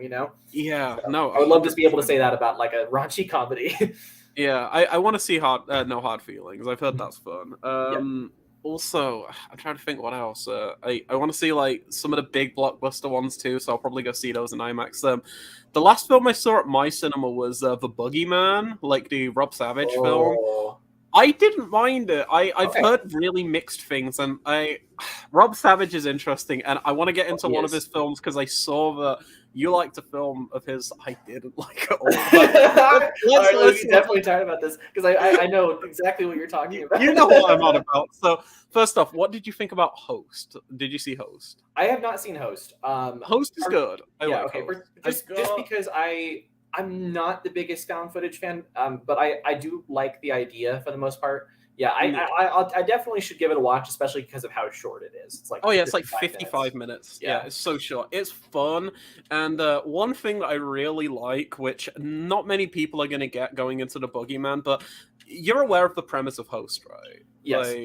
Like a seance on like a Zoom call. Mm-hmm. There is a sequence in the Boogeyman where a character is watching like spiritual videos on YouTube, and they get the lady who did the seance in Host to like reappear as the same character. Oh, nice! Like, that's fucking awesome. Yeah, but I was just like, that's great. I don't think half of the audience is even going to get that, like, because I saw it in like a pretty packed theater. But yeah, no, the Boogeyman's pretty fun. But let's talk about Dashcam. I'm gonna guess you hate Dashcam. I hate Dashcam. It's so obnoxious. I get it, right? Like it is extremely obnoxious. But I think that's kind of what I liked about it, because normally the sort of realism of found footage that's supposed to get people really scared, I that's never worked for me once. Yeah. I still need to explore a lot more of the genre, but that's just not my hook with found footage. Yeah. So sometimes I like found footage movies that just do the most insane things imaginable, and that's what Dashcam does, and it does it in a really like unabashedly obnoxious way. Like the whole like having this like QAnon like Trump supporting crazy person at the center of it. I was like that. I understand why people are really put off by it, but I had such a fun time watching her. She was so annoying to me, and I think it was just the fact that knowing she's apparently like that in real life too, and it's not really a character. No, I know, but that's I know that's like more annoying in a lot of ways, but it also kind of contributed to the authenticity of the performance. Yeah, for me, no, because I was thinking like if somebody just tried to like play this character like unauthentically, it would be so much worse. Like, you know, like I gotta give the film that. Like, it's at the very least, it's an authentic portrayal of an individual like that. I just could not stand it. I might revisit it at some point, because it's something that I know has got like a small, like it's got a very small fan base of sorts. I know. I heard about it from the Sleazoids podcast. They both put it on their honorable mentions for the year it came out. And they basically just said like people like they're like, we get it, but it also is just kind of entertaining to watch this play out. And some of the set pieces I actually thought were not too badly directed. Like once it goes into full like monster movie territory, it's a lot shakier than it should be, but there are some cool like practical effects here and there. So I was like, for an independent film, I was like, this is it's underrated. I'm not saying it's great. Poorly made film, I'll give it that. It's just in terms of like my enjoyment, it kind of waned more and more as the film went on, and she's so annoying. She's so annoying. I can get like enjoying it from kind of like I guess I don't want to say guilty pleasure perspective, but more so just kind of like a fascinated perspective, like this exists type thing. Like I completely get enjoying it. And apparently Annie Hardy, the actress, like I think she's like a rapper too. The end credits. Oh no. Yeah. I forget if this is the end credits song, but she has a song called "You Fuck Like My Dad." And I'm like, wow, all right. Jesus. You can just imagine just having an awful night driving this person around town or something. Like that, 100%. But no, I saw the Boogeyman. Go back to the Boogeyman. I thought that was pretty fun. Did you I was gonna say, did you see it? I know you saw it and you weren't a huge fan of it. But it kind of reminded me a lot of not the Boogeyman. It reminded me of Smile from last year. I know you weren't huge on Smile. I saw you gave it huge on it, but I didn't hate it or anything. I heard I saw the trailer, and like a lot of people, I was like, that looks terrible. 100%. But and then it came out and it was getting like actually pretty decent reviews, and it just wasn't as like competent as I thought it was going to be. Maybe Yeah. I had too high expectations. I should go back to it, but I had a really fun time with it. I've seen it twice, and it kind of just I love how it almost feels, at least from how I like my experience with it, it almost feels like it's winking at the audience half of the time, and it's just having a fun time with like jump scares. Because I'm not a big jump scare person myself, especially like as we were talking earlier, like Conjuring type things, like it's sure. like loud equals scary type thing. Yeah, That's not really my cup of tea, but I think the jump scares in Smile are executed in such a fun way. They're like really silly. I love the opening like 15 minutes that kind of build up to that like really funny title card. It's the opening of it. Like for me, it got worse as it went on. Like I think the ending is like bad, but I love the ending. Okay. Yeah, but like most of it, like especially early on, I know exactly where you're talking about. I think it's having fun with the concept of jump scares for sure, and the premise, like though it's derivative, I don't really mind that in horror usually. Like I saw a lot of people being like, this is just too similar to like It Follows in the Ring, and it is, but that's like not really what bothered me about it. I was like, it's just doing a riff on those movies, so that's fine. Yeah, no, I really, really like Smile, but I mean, maybe you'd like the Boogeyman a little bit more because it's not like really jump scary. Like you've got your like standard share of them, but it's just a really solid, competent, like it's like a Stephen King adaptation about like a creepy boogeyman inside of a house, and there's some kind of lore behind it. I won't get into it, but the thing that surprised me the most about the film is, are you okay if I tell you something that happens in the first 5 minutes of the film, or would you rather? Yeah, okay. So the opening 5 minutes of the film, or like 2-3 minutes of the film, is just this static shot, and it starts on like a baby's crib, like I don't know, like an infant baby's crib, and then it's just slowly doing like a full 360 gaze around this child's bedroom. You see the wardrobe like open, like the closet open like a little bit, and then it just like zooms open from what I can remember, and then it's still slowly panning around the room as you hear this infant child scream for her life, like she's screaming, crying. Ooh. And then you just see an image of her, like her parents holding her. Bear in mind, 7-month-old infant, and then blood sprays across the image, and then it cuts to a title card. Oh Jesus. It's so brutal for like a PG-13 horror. Yeah. And I was like, Jesus Christ. Like, it's not like as fun as something like I had with Smile. Like, I think Smile is a really fun horror film. I think The Boogeyman is kind of inconsistent with some performances. Like, the side characters kind of suck, like they're giving really bad performances, but the lead characters are doing really like great work. I think I can't remember the actress's name who plays the lead character, but she's great in it. And as it progresses, it gets very it has quite a few interesting set pieces, and there's never a moment in the film where I think it's just doing the safe generic type of horror approach. Like, it's always coming up with like a fun set piece to put these characters into, and the final act is really fun as well. No, I really, really like The Boogeyman. I'd recommend checking it out. It'll be on Hulu for you like soon, I'm imagining, because it's like a Fox film. But yeah, no, if you were a bit disappointed by where Smile went, maybe you'll like The Boogeyman. It's shorter as well. I think it's like an hour, like 95 minutes or something. Oh yeah, all of Rob Savage's movies are really short. We mentioned Host, but also, I mean, even Dashcam. I mean, it seems longer, but it's 70 minutes or 70 minutes, something like that. No, cool.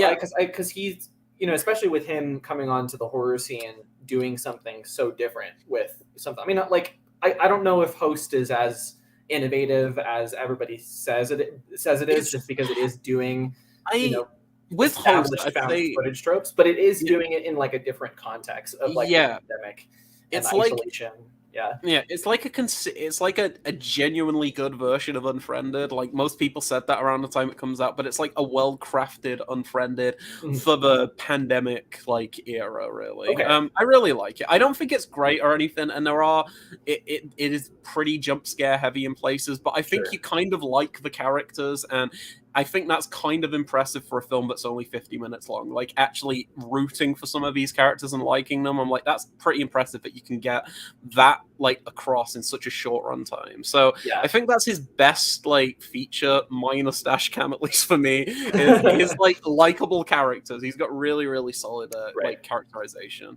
Cool. But yeah, no, I like. Yeah, I'll definitely be checking that out. I think it's, or so, I mean, Host, but also the Boogeyman. Because I think I put the Boogeyman on my like 15 movies to catch up on from earlier in the year list. So especially if it's on, because a lot of those movies are not on streaming services yet. You have to like sail the seven seas or rent them, which I'm kind of disappointed by. I'd really love to hear what you think of it, because like I don't think you're going to be giving it like an 8 or a 10 out of 10. It's not something that I think is fantastic, but I think it's a really, really solid film for what it is. Hoping it's a 3-star classic, as this in the Sleevesoids Discord. I mean, 3-star classic would be perfect for it. Yeah, exactly. Also, Aquaman 2. Aquaman 2, yes. I hope Josh is as excited as we are. He doesn't like Aquaman. I've discussed Aquaman with him at length, and he keeps saying it's awful. I'm like, Josh, it's so good. It's so good. Watch Aquaman with me, please. I'll watch it with you. It's so much fun. I heard somebody describing it as like they remade Flash Gordon in the ocean. Yeah, it kind of is. That's a great way of describing it. I love. It's so pulpy, so cheesy, but it's really, really like unabashed in that cheesiness, you know? Yeah, I love. I think my favorite performance in the film is Yahya Abdul-Mateen II as Black Manta. He is so fun in that film. Like, I've never seen him so kind of like campy before. Like, just his line where he's like, "He killed my father," and I'm like, I love this. I love this. Yeah, he's so funny. Awesome. And, he's great, but. Aquaman 2. I can't wait. I don't care if it's getting bad test screenings. Like I'm going to be there day one. Like 100%. I want to see it in IMAX. I'm so sad that I missed out on that first film in IMAX. That'd be great. And then he also says, "I'm watching for It's Craven time." Oh yeah, definitely. Craven's going to be so bad. It's just. Is Craven also a Spider-Man villain? Yeah, he's a hunter. I know about him because back in the day I played like the Xbox PS2 Spider-Man tie-in game for the very first film, and he's a villain in that, and that's what I know Craven from. And he's like just a big game hunter type thing, and he like I don't know why they're making a Craven film, and like also Russell Crowe plays his dad in the film. Oh no, that makes me excited. I love I love what Russell Crowe's been doing in the past. I want to see 5 years. The Pope's Exorcist. I really want to see that. But I liked what's the road rage one? Unhinged. Unhinged is really fun. I love Unhinged. It's so much fun. It's like it's really stupid in terms of like what it's going for, right? Because like, it wants to sell you the idea, kind of like Death Wish, that like this can happen to anyone, and like and then it just goes like complete cartoon mode with it. But I really kind of like that about it. I love the Fortnite integration in the final act. It's so dumb. Oh god. But you know, Russell Crowe he's one of a kind. Bless him. I hope he really is. And obviously, in The Nice Guys, like he's great. So good. I mean, like he and Ryan Gosling just have such good chemistry in that. Yeah, I wish we got a sequel. I really wish we got a sequel to that. It's one of those movies that, like, I also kind of wish we got a sequel, but I'm also kind of like happy we didn't in some ways, just because it's one of those like I would like to just imagine what those characters would be up to now, but I also am like, just leave it. It's perfect. It's like, I know. Yeah. But it's so much fun. Have you ever seen Kiss Kiss Bang Bang? No, but I really want to. It's so fun. Yeah, it's so fun. Honestly, The Nice Guys was so good. It even made me want to check out his Predator sequel. I don't think it's going to be good. I'm sure it's like a studio mess as well. But yeah. but I don't know. I'm just really intrigued by that. I don't know. It's so when the film came out, the final action scene in that film takes place in like broad daylight, and originally when he shot it, it took place like entirely at night. So he tried to compromise with Fox at the time, and he said, "Okay, you can release this version where the final climax takes place all in daytime, as long as for the home media release you let me release my version, and heck, you can even have both versions." And you can read this if you want. You can search this because it's so true. What I'm about to tell you, it's so funny. He wanted to release two versions of the Predator, which he dubbed. Are you ready for this? The Predator AM and the Predator PM. Oh my god. For the day and night finale? Wait, so he wanted to release both of these in theaters? He wanted that the home media release to be like the home media. Okay. And there were two separate versions, the Predator AM and the Predator PM, just for one set piece in the entire film. Oh my god, I love that.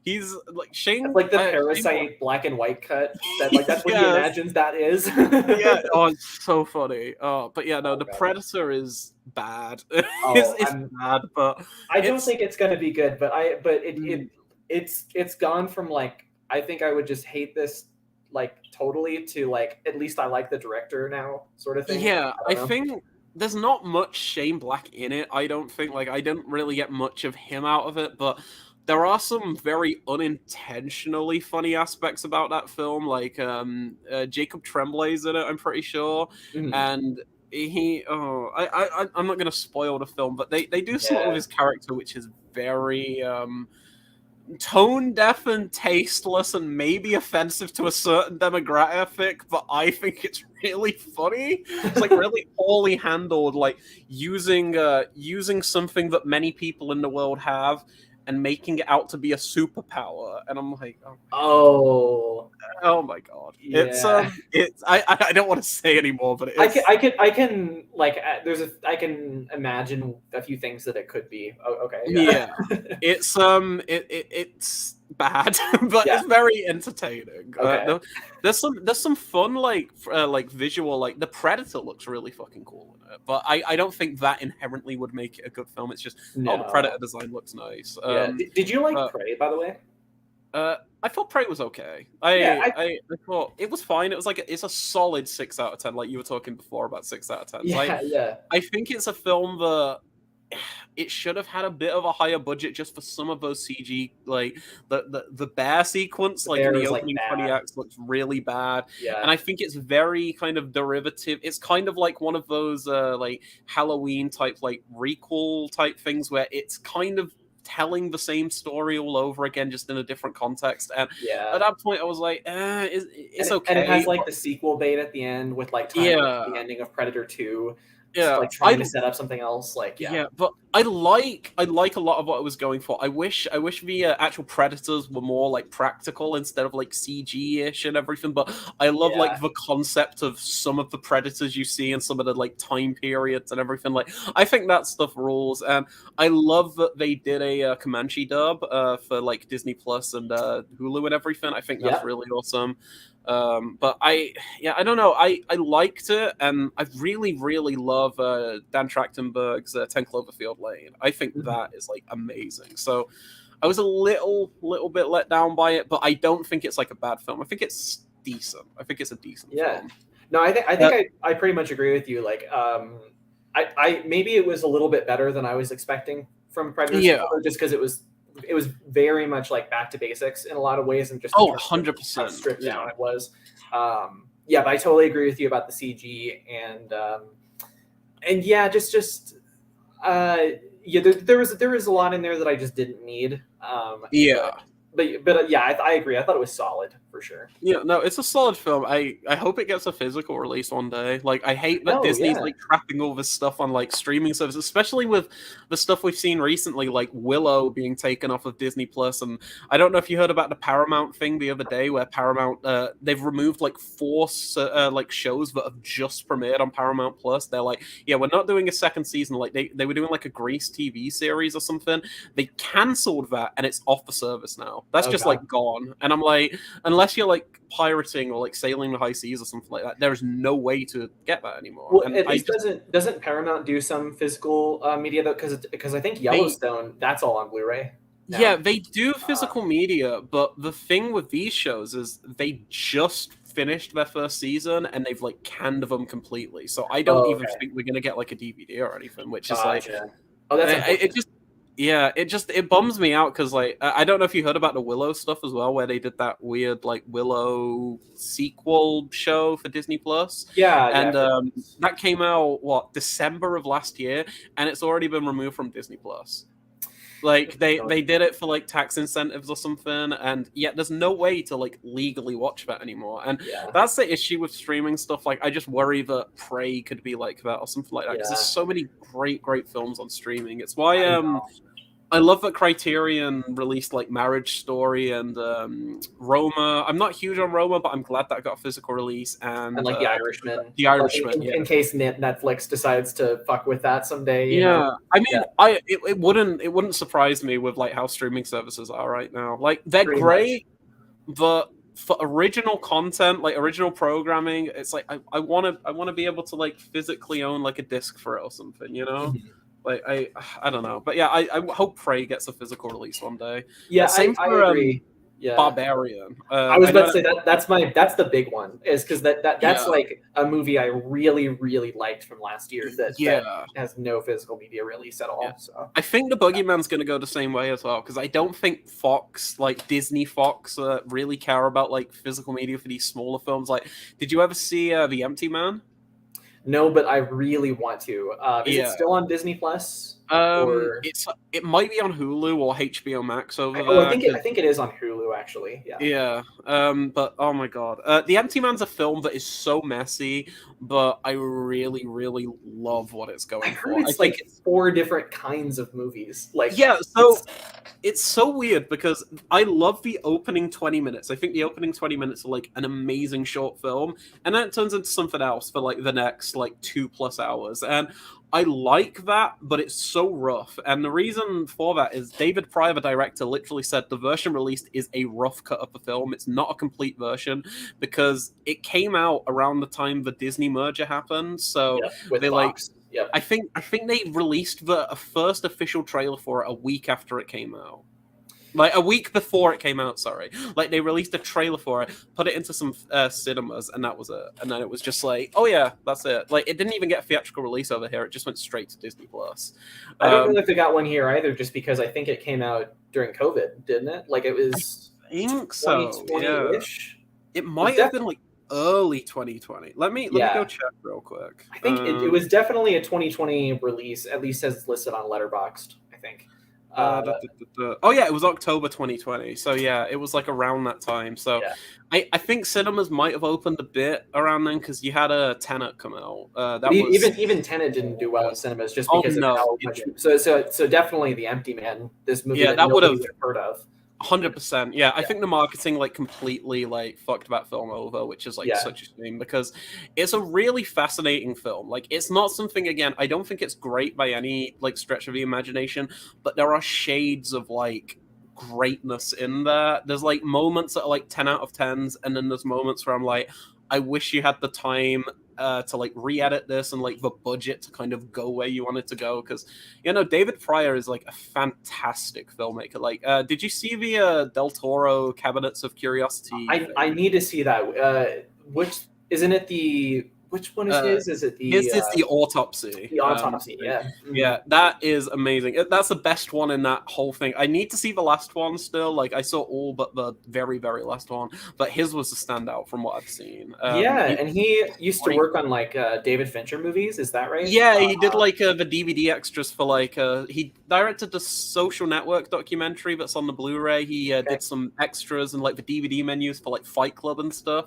So yeah, he's had like a long-lasting like relationship with Fincher. So I really hope that he gets to make something else soon because he's such a cool filmmaker. I think he will. I'm glad that Del Toro noticed The Empty Man for Cabinet of Curiosities, because I'm betting you that most people are going to be more familiar with him doing that than The Empty Man. With his exposure and stuff. But yeah, for sure. Josh also says, I started Beau Travail yesterday and I fell asleep.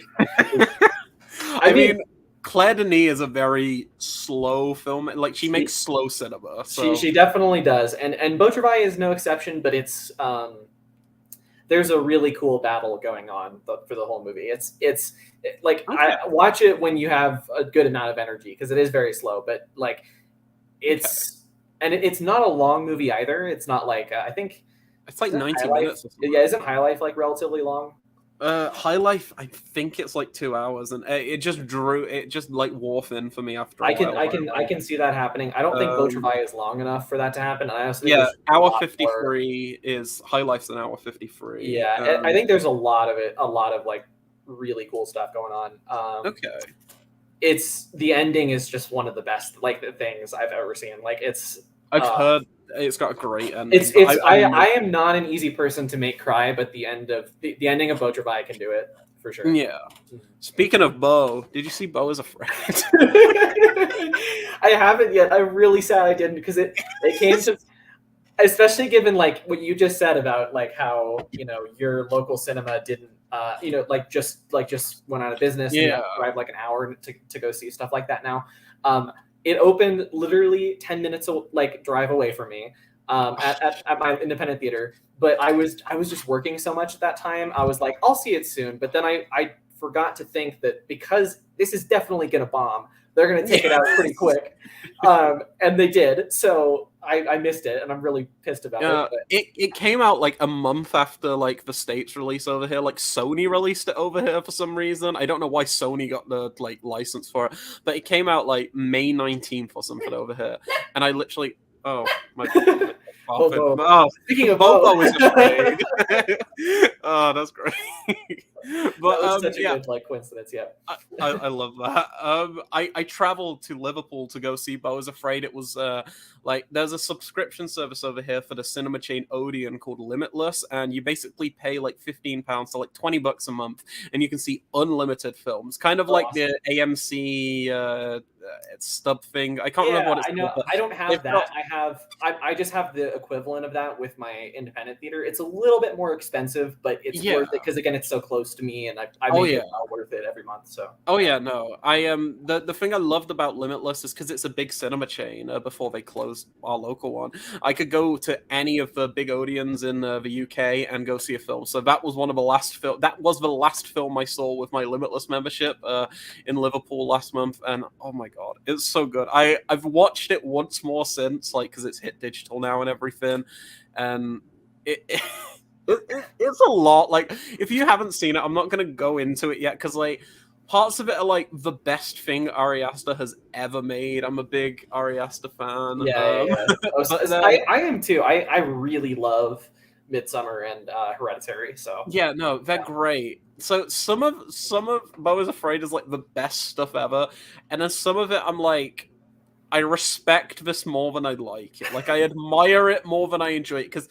it is the best way to describe Beau is Afraid is, you know how what was your list of films that you mentioned last month where it was like shitpost cinema or something? Oh yeah, I thought you were talking about the other one that you mentioned with Josh that has to do with a certain bodily fluid. No. But I figured, it's shitpost cinema. Yeah, it's the idea of it is like that a director kind of has contempt for his audience a little bit. Yeah, kind of commenting on that. Beau is Afraid does not care about your time. It sits you down for 3 hours, and it's like, I don't care if you are along for this ride with me or not. I'm going to do what I want. There's like 5 acts to the film, and as soon as something interesting starts to get going in like the first act, it stops. And then it just starts over again and starts being a completely different thing. And then that gets really interesting. And then it just stops again. And then there's a segment in the woods, which goes on for like half an hour, which is where most people kind of tune out of the film. And it just does something, which again, I don't want to say because you haven't seen the film, but it does something that has no real relation to anything going on in the film, and it's like a short film in and of itself that goes on for 25 minutes, and then it's like, okay, now we're doing another thing, and it just keeps doing that for the entire film, and it's so like, I can see someone thinking it's the biggest piece of crap ever, but I had like a big smile on my face because Joaquin Phoenix's performance in that film is just it's asking a lot.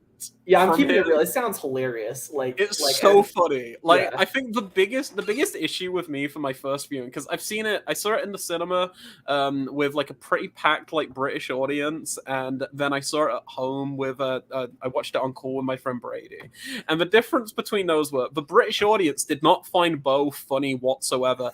They took it at face value as a very serious, like spooky kind of film, and I was just like giggling to myself while you see these absurd visuals and see like really unfortunate but hilarious things happen to the lead character. Yeah. So I was like, I like this, but I don't know how I feel about it. And I watch it with Brady, and we are like on the verge of like pissing ourselves laughing at almost every single thing that's happening. It's awesome. so funny. It's like one of the funniest films ever, and then it stops being funny, and then it gets really funny again, and it's like. It's just, please watch it so I can just have a like hour-long discussion about it with you. I would enjoy that. I really want to watch it, but it's so I went to look for it on rental. You can only buy it right now. I think it's like they really $20 or something. Yeah, my guess is because they want to make their money back on the movie because it did horribly. Yes. So they just are jacking the price up for the moment for the hardcore fans, and then they'll go down to the rental price. So maybe I'll wait for that. Maybe I will try and surf the seven seas. I'm not the most resourceful person with that, but okay, I'll see. But I've got a friend who can help you out. Oh, okay. anyway, I do have a group chat that like there's a whole section that's just links to stuff like that. So yeah.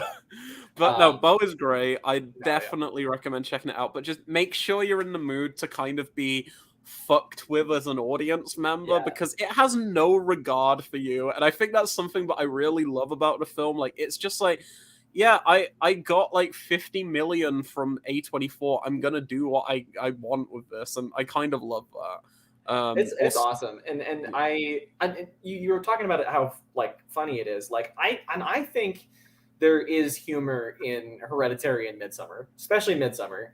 I think he just is so like he doesn't treat his characters like they're people that consequences can happen to. Like he just doesn't care at all what happens to his characters. Like he is so cruel to them that it's like on the verge of like cartoonish. You know, like there's just like deaths that happen in Midsummer where you're just like, what the fuck?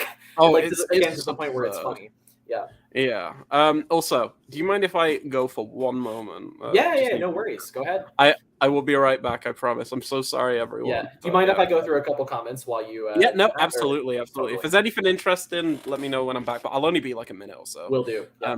Awesome. Okay. See you in one moment. Sounds good. Alrighty. So we also have Jason. Hey, Jason, how's it going? He says, I watched Jesus Revolution last weekend with my parents. I really like the movie. It's one of the best faith-based movies I've seen. Cool. I'll be honest, I'm not a person of faith, so that wouldn't really, I don't know, but I am really interested in the concept. I studied, there was a bit in college where I did like a philosophy of religion classes, and that got me really interested in investigating it. So my favorite movie on the subject is probably The Last Temptation of Christ, just because I think that it really wants to understand Jesus as a person. And through that, you kind of really understand what faith is, especially for him. So I think that's a great one. We were talking about Abel Ferreira. There's a lot of faith stuff in his movies, Catholic guilt, stuff like that. So cool. Yeah. I mean, sounds good. Josh says, I still don't like Megan. I thought it was fine. I think it's a little overrated by some people, but I enjoyed the schlockier aspects of it. I think it's a pretty cohesive little film. I just wish it just. I do want to see the director's cut though, because I think it felt chopped up to me in terms of kind of being a light on some of the more violent aspects of it. Got Leon back. Hey, how's it going? Hello. Hi. What did I miss? So Jason was talking initially about how he watched a movie called Jesus Revolution with his parents. And he was like, it's a movie kind of about faith, basically. And I mentioned I'm personally not a person of faith, so it's hard for me to like I don't gravitate towards stuff like that usually, but I do like. I did take a philosophies of religion class in college, and so I'm interested in the subject. And I was talking about how my favorite movie about this is probably The Last Temptation of Christ.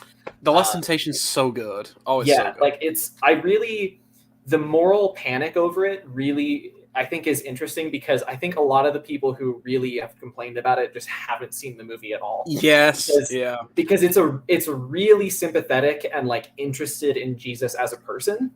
And strangely, I think that's what people don't like about it, that it like wants to understand him beyond this sort of mythical figure. But I think it's just so like interesting to contemplate like what must have been going through his head in those last moments, you know? And that whole like last 45 minutes that goes into that is so good. Oh, it's so good. I love Harvey Keitel in that film. That's one of the things about it. I'm like, why aren't more people complaining about this? That they just portray like Jesus.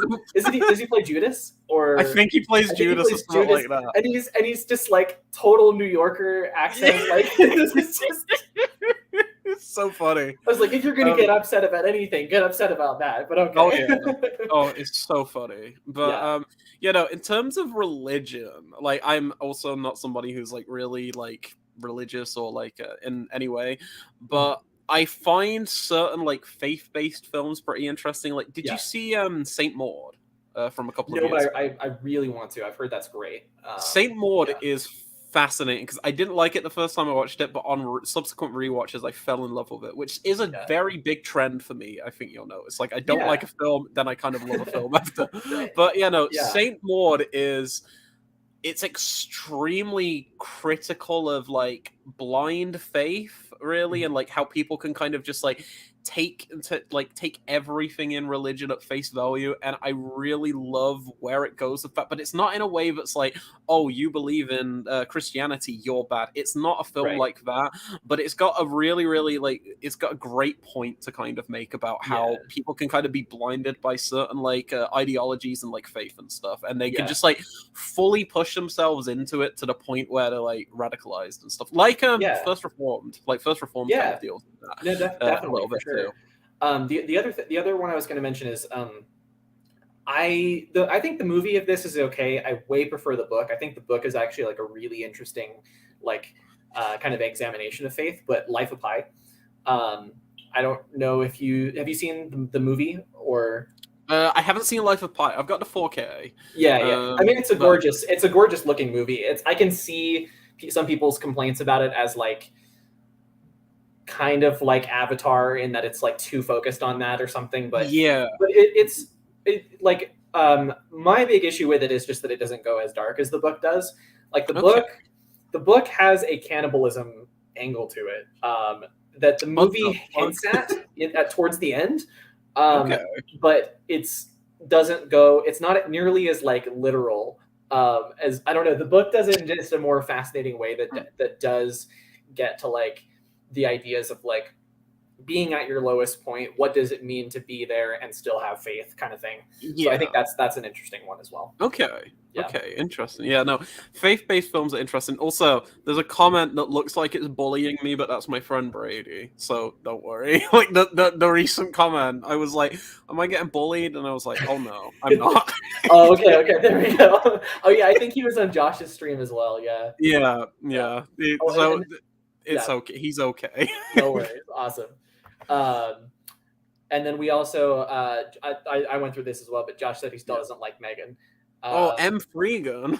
Have you seen Megan? Because I'm not huge. It's fine. It's okay. It's fine. Yeah, it's like the most 5 out of 10 I've seen in recent memory. Like it's got great elements, and after Malignant, I was hoping for another like James Wan associated kind of like campy affair, and it kind of flirts with it in ways. Like there's like some fun dialogue, but then like I think it's a weird thing to say, and like it's like I'm not trying to be like mean to the generation who is like uses this app or anything, but it feels like a film tailor-made for the TikTok audience and like just the TikTok audience, like it's like we'll have the funny haha dance scene, and it feels like it was made more so to go viral than to be an actual film, if that makes sense. Like, and it's the first film I can really think of where that's kind of a critique, because I was just watching certain scenes and I'm like, this is gonna be in a compilation on TikTok, or they're gonna make like edits of this one scene here or this scene here, and I was just like, I get it, and it's gonna work for teens, but for me, I was like, it's fine. It's like a really kind of it's like what do you call it, like hacked apart film, because you can tell the original film was not supposed to be PG-13. You can tell that it was supposed to be a bit more violent, a bit more gruesome, have a bit more like bite to it, because there's a lot of like satirical elements about the film that I do like on the surface, but it doesn't delve into those anywhere near as much as it should. Like it's just kind of a bit of a mess. But yeah. I think if they made another sequel, I know they're making a sequel like Megan 2.0, which is a really funny title. But if they push it to like an R-rated level, because I know they released like an unrated cut or something. If they did like an R-rated version, maybe it could be a bit more interesting. Yeah. Like I don't know what. I take it you haven't seen the unrated cut, right? No, I haven't. Yeah.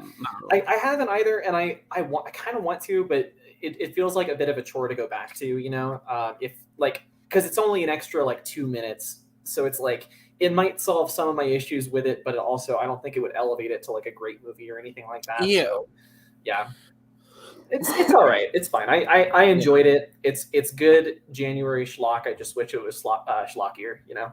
Yes. The Freddy got fingered was something. Yep. I'm curious, Josh, what you rated it, or if you rated it, because I could see it being something. It's like I gave it 2 my first viewing, and now I've got it at an instant 10 out of 10 ever since then. It jumped the scale. I'm trying to think if I've like gone that much of a 180 on a film. I don't know if I have. Like definitely like my opinions change on some things. I actually kind of liked Bohemian Rhapsody when it came out. But then, like on subsequent rewatches, it's become like one of my most hated movies. Oh yeah, I was fine on it the first time, but now that I have like an actual interest in the art of filmmaking, I think it's a disaster. It's just I can't believe it won best editing. I know, yeah, and also just like I've become even more of a Freddie Mercury fan since watching the movie.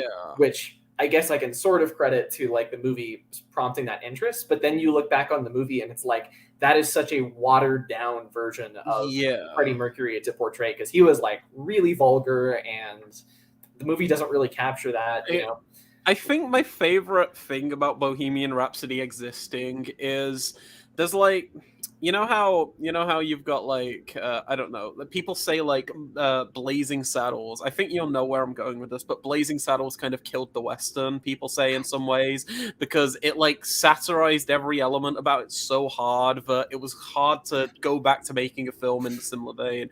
You know what I'm gonna say? I think you know what I'm about to say, but after when Bohemian Rhapsody came out, the issue with Bohemian Rhapsody, because it came out 2017, 2018, something like that. There was a film that came out 11 years ago that did the exact same thing and mocked it to such a degree that it's impossible to take Bo-Rap seriously. You know what I'm on about, don't you? Walk Hard, isn't it? Yes. Yeah, definitely. Maybe the greatest comedy of the 2010s.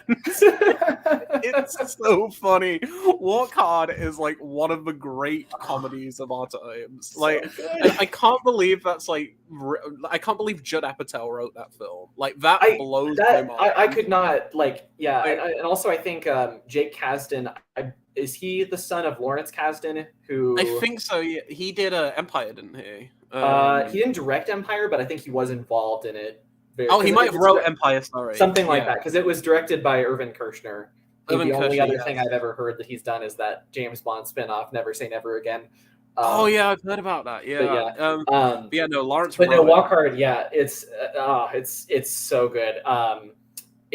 Exactly what you're saying. Like it's such a takedown of the formula that it really does take like it makes you wonder, like, why would anybody ever attempt the formula again? Yes, right? And I love that Bo-Rap starts as he's like an elderly person before a big gig and everything, because that's what Bo-Rap does, and then Walk Hard is satirizing that 11 years prior. Exactly, and it has the same ending Bohemian Rhapsody Yes! does. Like Dewey died 3 minutes after this performance. Like, it's so funny. Walk Hard is, oh my god, dude, I fucking love Walk Hard so much. Like, the extended cut of that film, just like the middle chunk in particular, with the back-to-back Bob Dylan sequence and the Beatles sequence are like some of the best moments in cinema. I'm sorry. oh god, Oh, it's so great. it's like isn't that when they're talking about his protest songs? And yes, like, what do you think about my protest songs, Mr. Time Magazine? So good. I love his protest song, which I'm not gonna recite the lyrics to, but they're very beautiful. It's wonderful. And also, I don't know if you've seen this, but on YouTube, there's footage of when John C. Reilly and the whole cast were at the premiere of Walk Hard. I think it was at Vance Chinese Theater. They were all in character for the event. So they were treating it like it was an actual Dewey Cox biopic, and like he was there to like even though he died. He died. I think somebody did interview. Well, I guess people didn't know that or something, but but it is funny watching that now. That's so funny. Oh, that's great. Yeah, no, I everybody's got to check that out. I do want to see what's the Weird Al one? Weird. It's just you want about the biopic that just came out like last year? Yeah, because it does something kind of similar. It is really fun. It pokes at like kind of the like biopic tropes in a really, really fun way. And I liked Weird quite a lot. And that's such like Weird Al is such a interesting person to be behind something like that, because his entire career is based on taking a formula and making fun of it, you know? Yeah. So. It's really great. Like, the whole premise of the film is that Weird Al falls in love with Madonna. It's like absurd. Nice. It's so silly. But no, it's really, really good. There's the weirdest part of that film for me is there's like a party sequence, and there's loads of people, because I think it's like set in like the 70s or 80s, and there's loads of people dressed as like famous characters from that era, and there's someone dressed as Pee-wee Herman, which I thought was really funny. But my favorite one is there's like a drag queen who's dressed up as Divine from Pink Flamingos, and I was like, what the fuck? This is so cool. You know, Weird is really fun, and it's like free. It's like a Roku movie. Like, if you've got like a Roku app, you can just check it out. Yeah, I don't have.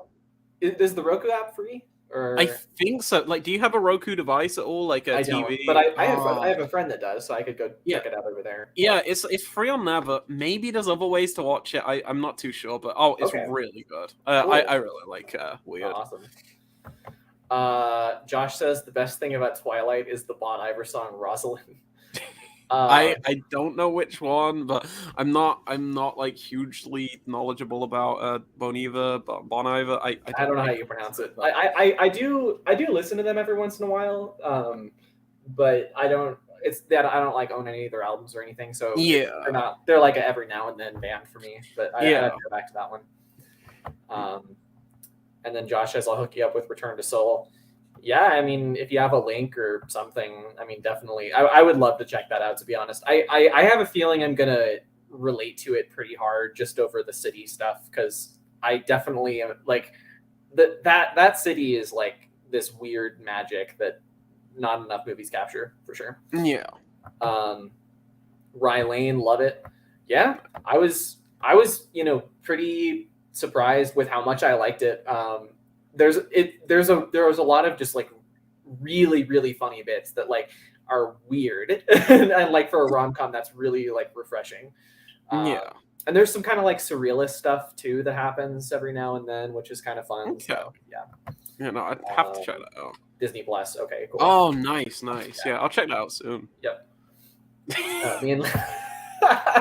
Did you guys look at it on a stream or just like private? Like, I don't remember. I think I did it because I hopped on a call with Josh after he did a live stream, and I watched Buffalo 66 with him. He'd never seen it, and then I kind of told him more about like what like Vincent is like out of character, and yeah, no, that website is nuts, man.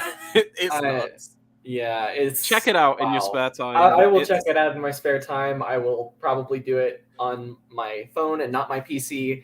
Yeah, definitely. It looks like a website from 1993. Just be prepared. There we go. All right. We got Mike from Did You See That saying, "Hey, both. Hope you're well."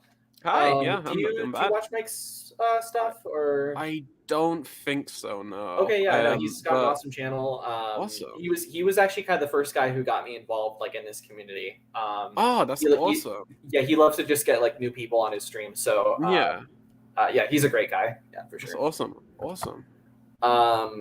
Fantano. What? I think when we were talking about Fantano earlier about like right-wing people making art and everything. Yes.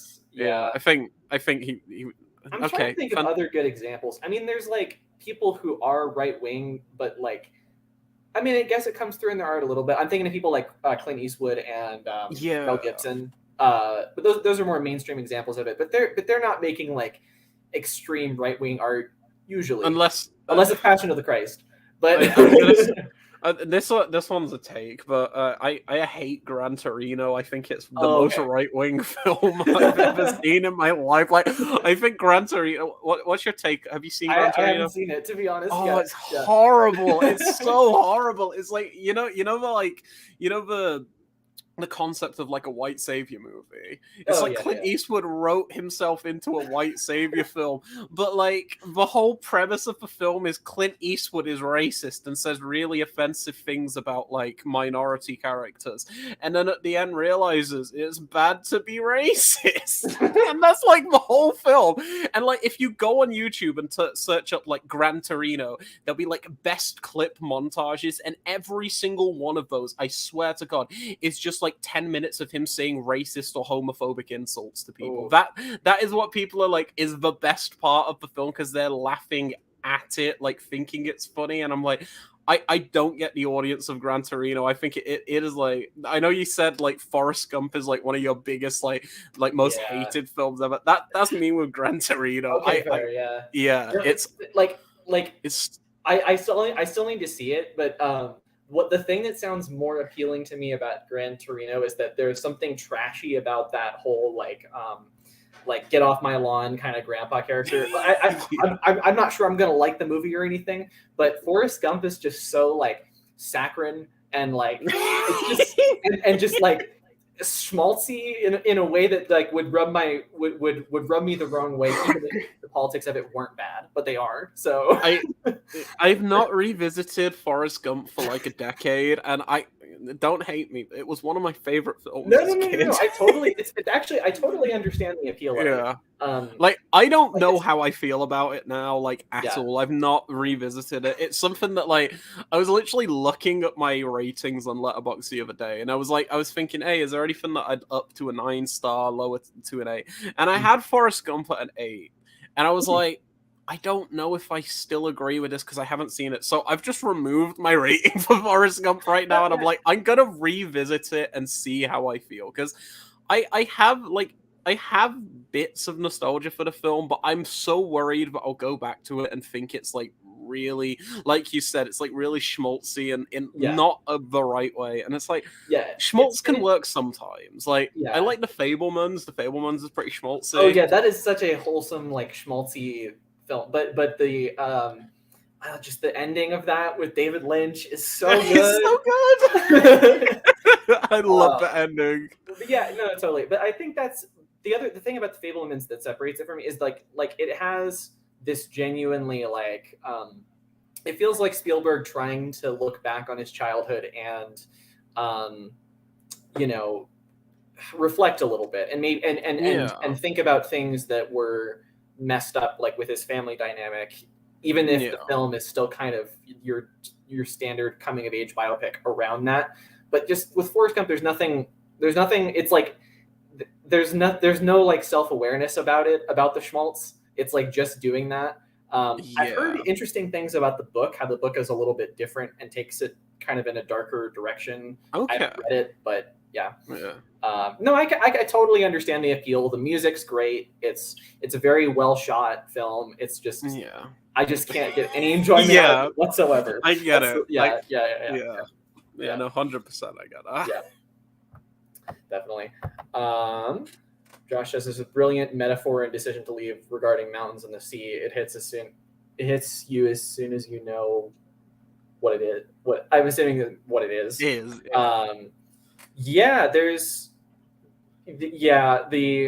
a, I don't want to spoil it, but there's a connection between two characters in the film. One on a mountain and one by the sea, and it's a very devastating metaphor for sure. It's not one of Park's more like violent extreme movies at all by any means. It's one of his tamest, but it is really, really engaging, like kind of noir stuff. So I picked up the Blu-ray like a month ago, so awesome. I need to check it out. I still haven't seen it, but I'll check it out soon. Like it's something I do want to see. I need to see, like, in terms of Park's output, I need to see Stoker. Like I've heard mid things about it. Some people love it. Some people think it's fine. But yeah. Have you seen Thirst? That's one I really want to check out. No, I really want to see it. I want to see the Japanese, not the Japanese cut. It might be the Japanese Blu-ray cut, actually, because I know there is a Japanese Blu-ray that has an extended cut of the film for some reason. But like nowhere else in the world has this version, which is really weird because it's not a Japanese film. It's like, but I know there's an extended cut, so I want to kind of seek that out. But the Blu-ray over here just has like, I think the theatrical cut or something, because I've heard the director's or extended cut is really solid. But I want to see that because vampire films are really interesting to me. Obviously, we've spoke about an array of vampire films today, from The Addiction to Twilight. Definitely. But I want to see First. Yeah, absolutely. Would love to do a stream with you, Leon, about The Idol when it finishes, because Jesus, I have thoughts. Have you been watching it? Mm-hmm. Oh, okay. It's horrid. It's horrible. Oh my God! No, don't get me started. So I haven't seen it yet, but let's put this in perspective. You and I are both blonde defenders, and and you hate this. So I despise this piece of media. So the difference is, so Blonde is attempting, well, to most people, it's attempting to like actually say something. Blonde has a point. The Idol does not have any point whatsoever. It is just shock value. It is just saying the most surface level observations ever. Hollywood is bad. People will treat people bad in Hollywood. There are bad individuals in Hollywood, and everything about it sucks. So like, well, okay, let me be fair. Lily Rose Depp's okay. Did you see Shiver Baby from a few years ago? No, but I really want to. Is Rachel Sennett in The Idol? Yes, she's in it, and she's really decent in it. I don't want to say great because nothing in The Idol is great. I like her as a screen presence. I wasn't like I didn't really like Bodies, but same there. But I thought she had her moments in it for sure. It was. I was a bit disappointed by that one too. But she's okay in it. But the issue with The Idol is, it wants to be really provocative. It wants to be really like, oh, look at what we're doing. But it just sucks. Like, there's in the first episode or the second episode, they're watching Basic Instinct on the TV, and the character's like, I really like this movie. I'm like, yes, Sam, we know you like Basic Instinct, Sam. Awesome. The Weeknd, his music's great. I really love The Weeknd's music. I think he makes some great stuff. He's the fucking worst actor I've ever seen in my entire life. Like, genuinely, he's so bad. Every single line delivery in the show is the most, like, hammy thing I've ever seen. It's like he's like a method actor, but he's never acted before. Like, that's the only way to describe it.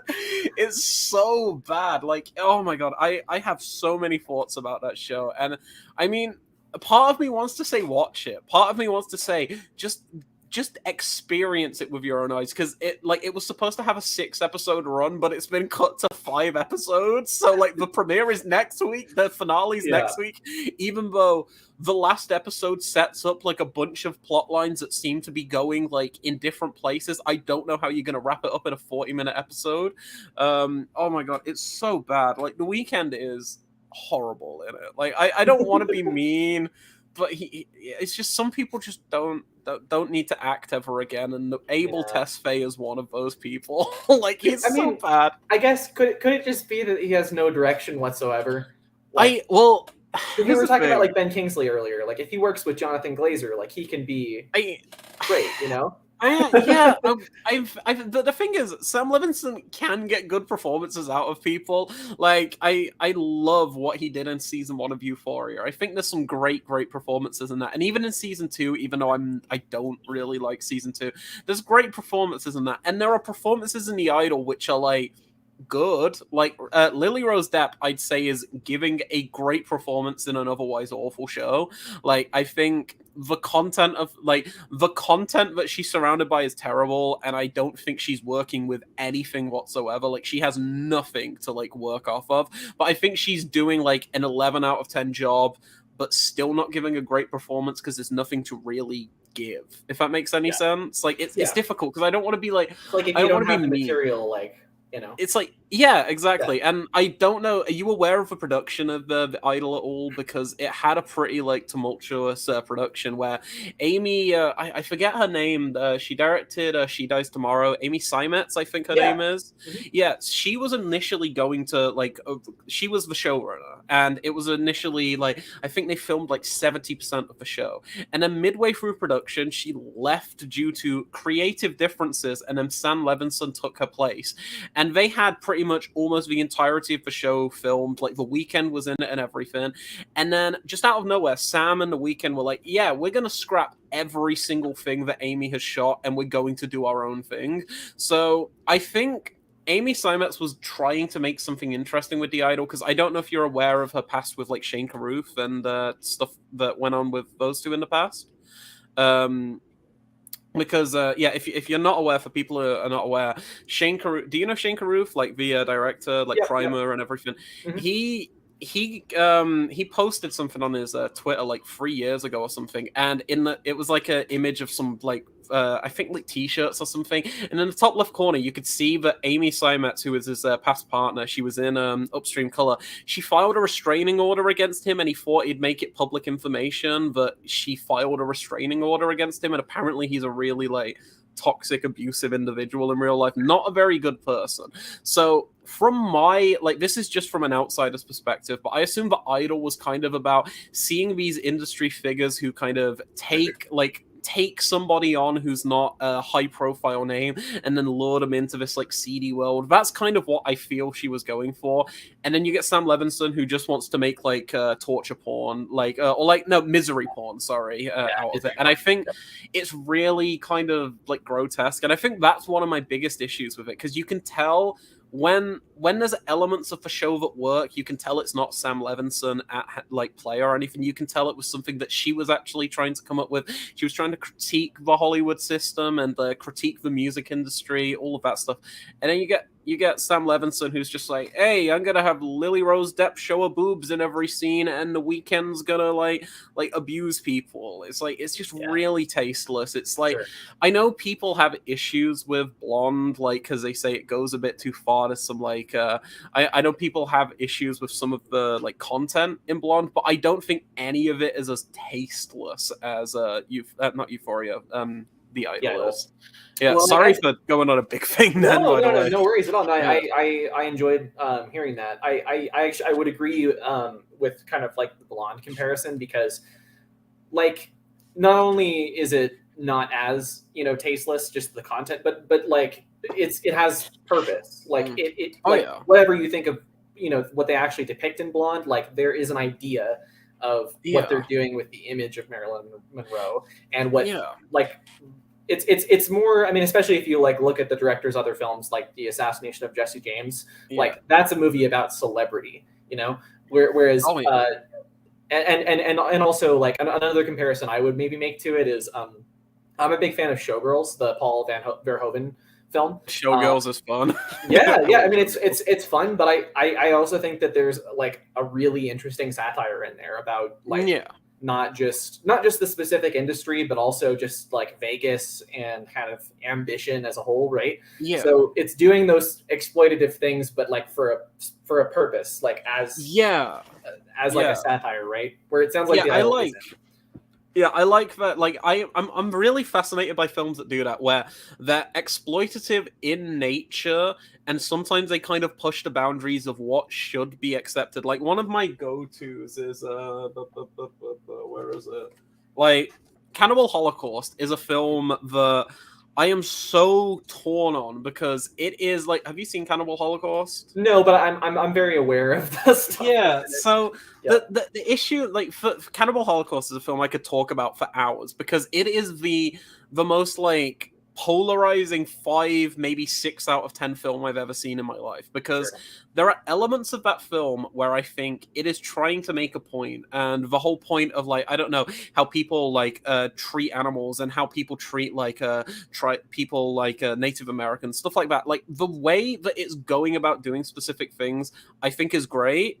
And then when you actually hear about the backstory about like the behind the scenes, and they actually hurt animals, they actually treated like shit like that. They treated these like indigenous people like shit for the sake of a film and everything. I'm like, yeah, I get what you're trying to say. I get the commentary you're trying to make, but does that really excuse actually like participating in those actions? So I find media like that really fascinating because there's never been a film where I'm like, I downright refuse to like acknowledge like the artistic value of something, even if it is something that I personally disagree with. Like there's one of the animals that gets murdered in Cannibal Holocaust is a turtle, and that is still to this day the most unsettling piece of like visual footage I've ever seen in my entire life. It's like, it makes my stomach churn, but I get why it's there, because Deodato wanted to make you feel queasy. He wanted to make you feel sick, and he wanted you to hate the characters who were doing this. So like on one hand it works, but on the other hand I'm like, did you really need to kill a turtle for that? Like it's like, I love how tricky it is. Like I hate it, but I love it. If that makes sense. No, totally. It's a very complicated fewe slight tangent on that though. So when I went to see Django at the theater like pretty recently, we were watching the opening credits. Roberto Deodato is like credited as like a producer or something like that on Django. Is so I like gasped when I saw his name. I was like, what? Where is it? 1 minute. So I swear to God, there's a bonus feature with him. Yeah, so there is an interview with him on the Arrow 4K because he was the assistant director of the film. Yes. So yeah. Why do I keep doing that to my earbuds? I think I just need to get. I think I just need to hook my wireless ones into. But they got an interview with him, and I'm like, that's awesome. I love that because he passed like literally a couple of months ago. I think he only passed recently. I think I heard that. Yeah. Yeah, which like, I don't know. I need to check more of his films out because I've heard he's made like some great like Italian films and stuff. Yeah, like I do want to check out some of his work, but yeah, no. Cannibal Holocaust is one of the most conflicting pieces of media I've ever seen in my life, and I'm all for that, weirdly enough. Like, even though it upsets me and I disagree with a lot of what went on the production of that film, I want more films that are risky like that have something to say, even if I don't fully align with what like the actions they're taking. Like, I wish more films did that. And I think whenever we get one like that, whenever we get I don't know, like, not that there's any crazy behind the scenes production stuff, but we get like a Fire Walk with Me, like Twin Peaks Fire Walk with Me. We get a Blonde. We get a Halloween Ends. And again, that's not like, they're not doing anything crazy with that, but like something that is just trying to do something different, and people are just like, I don't like it because it's not what I want. And like, I want art that is trying to like convey something. I want art you want subversive art. You want it, subversive art. Yeah, not expecting. Yeah, for sure. 100%. Yeah, I know it's a weird comparison to go from Cannibal Holocaust to Halloween Ends, but I just want to shout out Halloween Ends. I like that film. Oh yeah. Oh, it's awesome. Josh says picked up Infinity Pool and Tar today on Blu-ray. Yeah, I saw that on your Instagram. Nice. Tar is strangely hilarious, and so is Infinity Pool at points. So I actually haven't seen Tar yet, so I can't speak to that much. I really want to. I'm very ashamed of missing it last year. Oh, Tar's so fun. But Infinity Pool, I have you seen it yet? Or yeah, I watched the uncut version with Brady. Oh, nice. Yeah, it's a certain fluid. Yeah, okay. Yeah. I don't know how you feel, but for me, remember the whole trend last year of like satire movies about the rich, usually in scenarios where there's some kind of disaster happening to them. Oh, like Triangle of Sadness. Yeah, Triangle of Sadness, The Menu, Glass Onion you could throw in there. Infinity Pool is like by far my favorite of all those. Like, because I liked it. Yeah, I wasn't head over heels, but I did like it quite a bit. Yeah, it's aged surprisingly well with me, because when I saw it, I was like, this is a little all over the place, like in its like thematic content, but as like a satire about like the way that like rich people treat like foreign countries, and the way that they can just get away, like that the rules just benefit them in general. Like I thought it was really entertaining, and just especially like just how mean-spirited it was to the Alexander Skarsgård character. Yes. Like so you were kind of mixed on it? Yeah, I was mixed on it. Like, I enjoyed it for what it was, and I think the issue with me and Brandon Cronenberg is I love his concepts, but I never find that any of his features have like actually paid off, and like the execution works for me fully. I think he's done 3 now. I've seen Antiviral, which like I love the concept, I love the world, and then I just found it very like kind of hollow, and it didn't really like connect with me. Possessor is another one where I love the universe, I love this whole concept that he's going for, and then I'm just like, outside of some cool visual moments, it didn't connect with me. Infinity Pool, I'd say, is his strongest by far. I think Infinity Pool is like the strongest thing he's made. But I just kind of found myself tapping out a little bit in the mid portion of the film. I think the opening's solid, and I think the last like half an hour is just fucking nuts. But I mean, just a lot of crazy shit. But I also just love that shot of like when the hotel is closed. It reminds me a little bit of like The Shining. The way it goes through, like it's just covered in rain, like the pool's overflowing and stuff. Like, I want to revisit it for sure, because I was like, it's okay, but it's something I do want to revisit, so I can have more of a concrete opinion on it.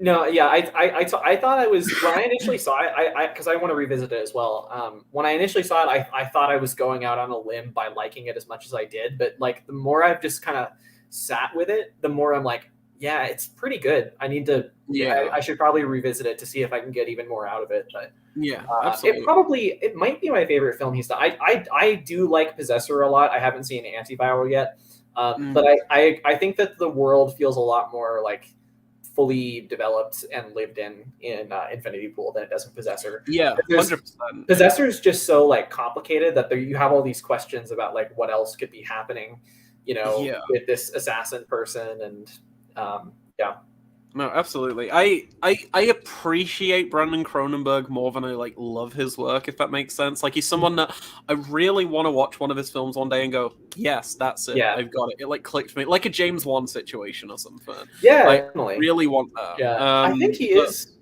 Is he? I might be thinking of something else. Where I know it's funny that because he was working on Infinity Pool at the same time that David Cronenberg was shooting Crimes of the Future. Yeah, they were both doing it in the Balkans, I think Crimes of the Future was primarily shot in Greece, and Infinity Pool was like shot in Croatia and stuff. So they kept like meeting up and having like father-son chats about filmmaking, which is just really cool. That's cool. That's cool. That's funny, because Crimes of the Future was another one where it's like I didn't connect with it, but it's something I really want to revisit. Like, I love it's got a thingy score, hasn't it? Is it Howard Shore? It's Howard Shore, yeah. I love the score for Crimes of the Future. But I came out of it where I was like, I love this concept, I love this universe that you're establishing, but I'm just kind of left like, I was just wanting a bit more. Like I didn't really connect with much to the point where I was like really wanting to dig into like what a lot of it means, if it makes sense. Like I understand elements of it, but it's something I really do want to revisit. Like I know Second Sight just announced a 4K over here, which I'm gonna pick up because it's got like interviews with everyone. It's got interviews with Vigo, it's got interviews with David Cronenberg, Kristen Stewart even. Kristen And I'm Stewart, like, I want to hear from about that performance. I really love her performance in that film. It's probably my favorite. I haven't seen Personal Shopper yet, but it's my favorite performance I've seen. I need to see Personal Shopper. Yeah. But no. Yeah. Speaking of good performances, Josh says that Margaret Qualley is my favorite performance of the year in Sanctuary. Nice. Yeah, I would love to see her just go nuts in that. Like she's definitely got the acting chops for that. So for me, I'd probably say maybe Joaquin and Bo, just because it's such a fucking weird performance. But I don't know. There's some good stuff out there this year. I mean, did you see Blackberry? No, I need to, and that's another one that's on the list. Good. I love Blackberry. Have you seen any of Matt Johnson's other work? No, yeah. You should watch. Add The Dirties to your list if it's not on there. Okay. Yeah. The Dirties is great. It's like a film he made just coming out of film school. Like I think he made it just with his own money. Like it cost like 10 grand or something. And it's, you know how earlier you were talking about how you want like interesting found footage films. Yeah. That's a found footage film. It's not a horror film, but it's a very, very fascinating found footage film about filmmaking of sorts, and it's it's really interesting. It's super short too. It's like an hour and a half or something, hour 20 minutes. But yeah, watch The Dirties before you see Blackberry, because I think get kind of a bit of a gist, a general like idea of what Matt Johnson's style is before seeing Blackberry, because I think you kind of appreciate it a little bit more seeing him go from like no budget features to like a decent budget film, because I think Blackberry's got a budget of like 5 mil or something. But it's small but still pretty decent. But The Dirties is great. I love that. Yeah, awesome. I'm trying, because I was just trying to think of like what are some of my favorite performances of the year. There's two that came to mind. One of them is Alexander Skarsgård, or actually Mia Goth as well, in Infinity Pool.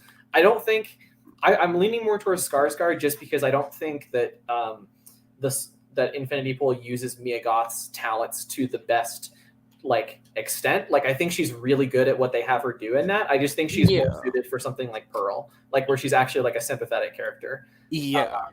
I like the whole, like she does the whole like Carrie Sissy Spacek soft thing really, really well in that movie.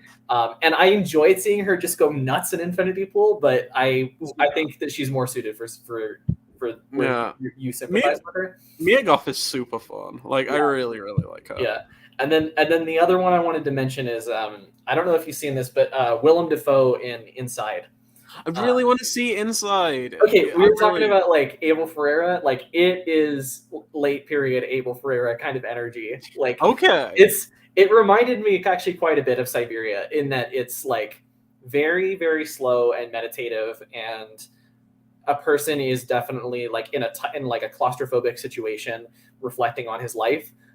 There's a lot about art in it, which I find interesting, but I could see how it could take people out of it. I know it hasn't been a huge like hit for a lot of people, but it's definitely I really enjoyed it. So I really want to check it out. It's something that I really want to see. In terms of performances, so Joaquin, I'd say probably Joaquin, because I was just having a look. So here's one where like I kind of hate the film, but I like the performance just for the fact that it exists. And I know you hated this film too, but I really like Nicolas Cage's Dracula. I fucking hate Renfield. I think it's a really terrible film. But I can agree with you. I actually did like his Dracula. Yep. I think it's a really, really fun performance, and more so than anything, I'm just happy that Nicolas Cage got to play Dracula, because you can tell how much fun he was having. But that film sucks, man. That sucks so bad. It's like. Yeah, no, I mentioned in my review, I'm like, I don't need you to go for like, you know, Coppola's Dracula, where you need to have like a ton of sympathy for the character or something.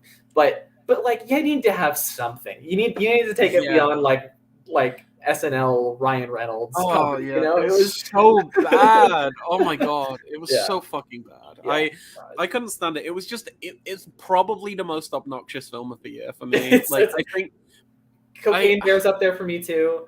I I I yeah didn't hate Cocaine Bear, but I okay completely get someone like hating it. Like it is sure a very middling movie to me because I love that Cocaine Bear exists as a concept. Like yeah not in a way of like a Sharknado or something. Like I think no Cocaine Bear is it's a fairly competent film, and there's elements of it I do kind of like. I like Alden. I always forget his name, Han Solo guy. I like him in the film. yeah Uh, Ehrenreich or something. I think. I don't remember yeah I kind of like him in the film, and there's like elements of it where I'm like, that's kind of cool. I like I forget her name, Margot something. She's Dewey Cox's mom in Walk Hard. She's yes like the park ranger. She's she's really funny in Cocaine Bear, I think. I'm not sure. I have to go back into it and try and remember if I think she's like I love her as a screen presence. I think Oh she's yeah, really she's funny, but I just don't remember laughing that much at any of her dialogue. So maybe it was just like I just hated the writing so much. yeah. But It's like uh, but I but don't. I get that too, and I would totally agree with you that I would like a movie called Cocaine Bear to exist and for it to not be an asylum movie, right? Yeah. like Yes, like I could it's see tricky. I could see an Italian filmmaker doing this really well. Like Oh yes, like no, Killer Jaws or something like that. yeah, exactly. There actually Yeah, is a no. movie. I was talking about it, I think, in my Letterboxd review called. It's a movie called Wild Beasts, by Franco Prosperi. I don't know, some Italian dude. Okay. And you probably have seen the poster for this because oh no, wait, you haven't seen Red Rocket. My bad. So Okay. in Red Rocket, do you know kind of the premise of Red Rocket? I know that it's something to do with a really sleazy guy hitting on like a young girl. Yep, I know yep. that much. So she's 17 years old, and in her room, it's because her name is Strawberry in the movie. And she yeah I know right.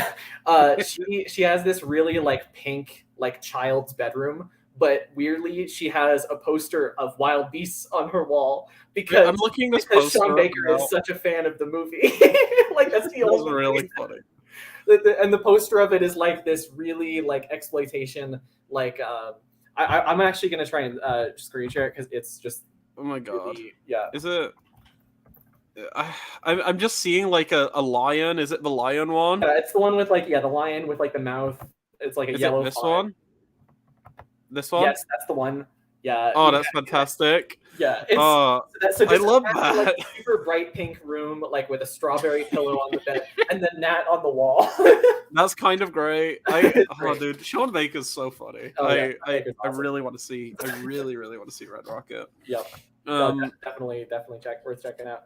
Yeah. No, Cocaine Bear's like fine. Like it's not something I think is great, and there are elements of it that I found kind of humorous, but it is very much like what I describe as Reddit humor movie, which is like a recent trend of films which I know. sometimes I can't stand, and then sometimes I'm like, eh. Like did you see? I think I saw that you weren't huge on it, but I'd say like Unbearable Weight of Massive Talent is like a Reddit movie, a Reddit humor movie. I thought it was fine. Like I thought it was fine too. Like actually, I laughed at that way more than I laughed in like Renfield or Cocaine Bear. Oh yeah.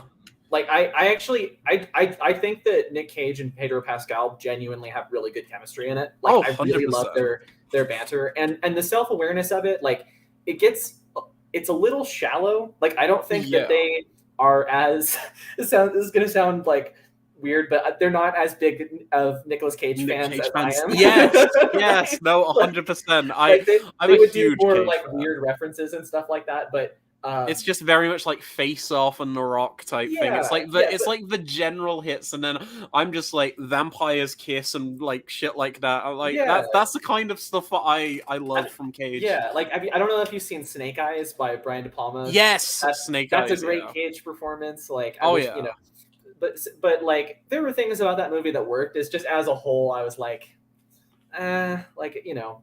Yeah, no, I completely get that. Yeah, I think it's fine. I just this recent trend. It's like I don't hate many of the films coming out of it. Renfield's very much a Reddit humor type film, like Yes. 100%. Yeah. But it's this trend ever since like Deadpool came out, which has kind of started this like this thing. Like, did you see Free Guy? Oh no. Oh, I dude, I fucking hate Free I Guy. almost refuse to watch it just because of how much I think I'm gonna hate it. But I probably will Dude, check it out at some point. you will hate it. No, it's not. You probably will hate it. You will hate it. It's horrible. It's so horrible. Are you aware of anything that happens in that film? I know. Well, I know there's lots of Ryan Reynolds, just in general. But I know Taika Waititi is really annoying in it. Yeah. Go ahead. Can I spoil something? You can about spoil Free it. Guy? Okay, right. Spoiler alert for Free Guy, everyone. Right, I'm gonna describe a scene to you, and you're going to think I'm making this up. Yeah. So you don't know what happens towards the end of Free Guy. No. Okay. Ryan Reynolds is fighting a buff Ryan Reynolds. He's just really buff and he has muscles. His character is fighting him. And Ryan Reynolds has this power where he can like summon things that he wants. So this guy, big Ryan, muscly Ryan Reynolds, is punching normal Ryan Reynolds. And then Ryan Reynolds figures out what he's going to do. So what he does is he pulls out he pulls out the Captain America shield, and then the Avengers theme starts to play, and then it cuts to a shot of Chris Evans saying "Holy shit," and then the Avengers music continues to play as Ryan Reynolds is holding a Captain America shield, and then he pulls his hand out and he's got the Hulk fist, and then he punches other Ryan Reynolds with the Hulk fist, and then he walks over and he pulls out a lightsaber, and then the Star Wars theme tune starts to play, and it cuts to reaction shots of people saying, "Oh my god, dude, that's a lightsaber." And then he pulls out the Fortnite llama, and he hits him with the Fortnite llama, and then he pulls out the portal gun from the game Portal, shoots a portal into the wall, and then goes behind him and punches him. Does that sound fun to you? That sounds like the worst thing I've ever heard. It sounds like I'm making it up. It sounds like I'm making up the worst thing you could ever possibly imagine. Yeah, like you said, Reddit movie. That sounds like it was written on Reddit. Like, yeah, it's movie references. Oh, yeah. Look, it's Star Wars. It's like, oh my god, I hate Free Guy. Like, it is probably the worst. Like, outside of maybe Suicide Squad, it's probably the worst blockbuster I've ever seen in my entire life. Oh, like, God. I've got a friend called Jacob. I saw you watch Suicide Squad recently. Oh, dude, yeah. So speaking, yeah, I saw it with I saw Free Guy with a friend Jacob, and he is so kind on every film ever. He's almost too kind, I think, on films. It's the only film he's ever walked out of in his entire life. Oh my god! But yeah, me and Jacob, we're going through the whole DCEU because he's a big Snyder guy. I'm not huge on Snyder, but he loves like the Justice League trilogy and everything. So we're going through those, and I was like, "Fuck it, let's just go for more." My God, Suicide Squad sucks. It's so bad. It's awful. Like, especially if you have deserve to be called a movie. Like, no, it's not. It's not. It's like, especially when you know what's went on behind the scenes. It's not even a product, really. It's just a failure on every conceivable level. Really, it's horrible. Oh my God. Oh, but yeah, no. Oh, dude, Free Guy sucks. Free Guy's horrible. So horrible. Sorry, I just need to. No. I will probably watch it at some point and probably have a similar opinion. Yeah, maybe if it's on a plane, I can torture myself. Like, it seems like a good plane movie, but you can't escape. You can't escape it, man. It's like you can just turn it off. You can turn it off or just like leave. I don't like to watch movies on like either my phone or a tiny plane screen. So like, why not just make it like those like barely movies? You know? Yeah. No, I completely get that. Yeah. It probably looked better on a fucking small screen as well. Sorry. Yeah. The visual effects in that film are rough. Oh my God. I can't imagine. Josh says Jonathan Glazer mentioned why it took a long time to make. I'm gonna have to look that up because I'm very curious about all the circumstances. And he also says that No Hard Feelings is pretty surprising. I had fun with it. Nice. I'm looking forward to it, man. I'll probably see if I can check it out this week. Yep. I hope I can check it out. Yeah. Dash Cam is Dutch. I can't. It's not an opinion I'm gonna like die on a hill defending, right? But I got mild enjoyment out of it because of the over the top. But I totally understand it just annoying the shit out of anybody. So, yes. Yeah, absolutely. Josh says I can't watch Smile again. It's the only film to freak me out, so I can't. If I do, I will. It will have to be with somebody. Jeez. So I heard, especially when the trailer came out, but when the movie came out as well, I heard a lot of people saying that like that idea of like somebody just smiling, like in a very creepy way, just kind of like frozen in time at you, is like a very scary idea to a lot of people. It's not really to me. Like it's not one of those things that like one of those images that just gets to me, but there are other things that do. So that's something I think, I forget if I mentioned this in my like scariest movies I've seen video, but like I just find that whole concept fascinating of like different things freaking out different people. Yeah, like my friend Brady, I don't know if he's still in the chat now or anything, but have you seen Inland Empire? No, I do want to. Are you aware that are you aware of the shot from Inland Empire, like the face? Laura Dern with like yes. the light really close to her face. Yeah, so that image petrifies Brady, and I'm on about to such an extent that it's kind of like traumatized him a little bit to the point where he flat out refuses to watch Inland Empire. And it's like if someone like if he sees that scrolling through like Twitter or he sees it scrolling through Facebook, he will block an individual who posted it. It's that bad. Like it genuinely scares him so much. And like to me, it's unsettling, but it doesn't go that far. But like when I've heard like Brady speak about that and his like genuine horror for that, and I'm not trying to like joke about this because I genuinely know how fucking unsettling that is to him. It's like I get how something can petrify someone like with Josh and like Smile and stuff. Like for me, I find Smile really fun. Like it doesn't scare me so much. I'm just like it's a good like popcorn horror flick. Like it's very kind of like winking at the audience. That's what I get from it. But I can see, like you said, if it doesn't scare you, it could probably come off as a bit like silly, maybe to some people and stuff. It's not even just. I don't know if I even find it that silly. It's just like I know what it's going for. It just doesn't totally resonate with me. Yeah, you know? Yeah. But yeah, no, I totally get it as like popcorn fun for sure. But I might get to a couple of Brady's comments just because we probably should start wrapping up here in a few minutes. Just I should probably get. I've got a few things to do later today. No, absolutely. But because I'm curious because I know Brady's joined a bit ago. But is this the one that you were talking about earlier? Yeah, thanks, Brady. Brady sounds awesome. Does he ever do like live stream stuff? Or? No, he's not into YouTube or anything, but he's in the group chat we're in and everything. I think you've spoke a couple of times. I think I have.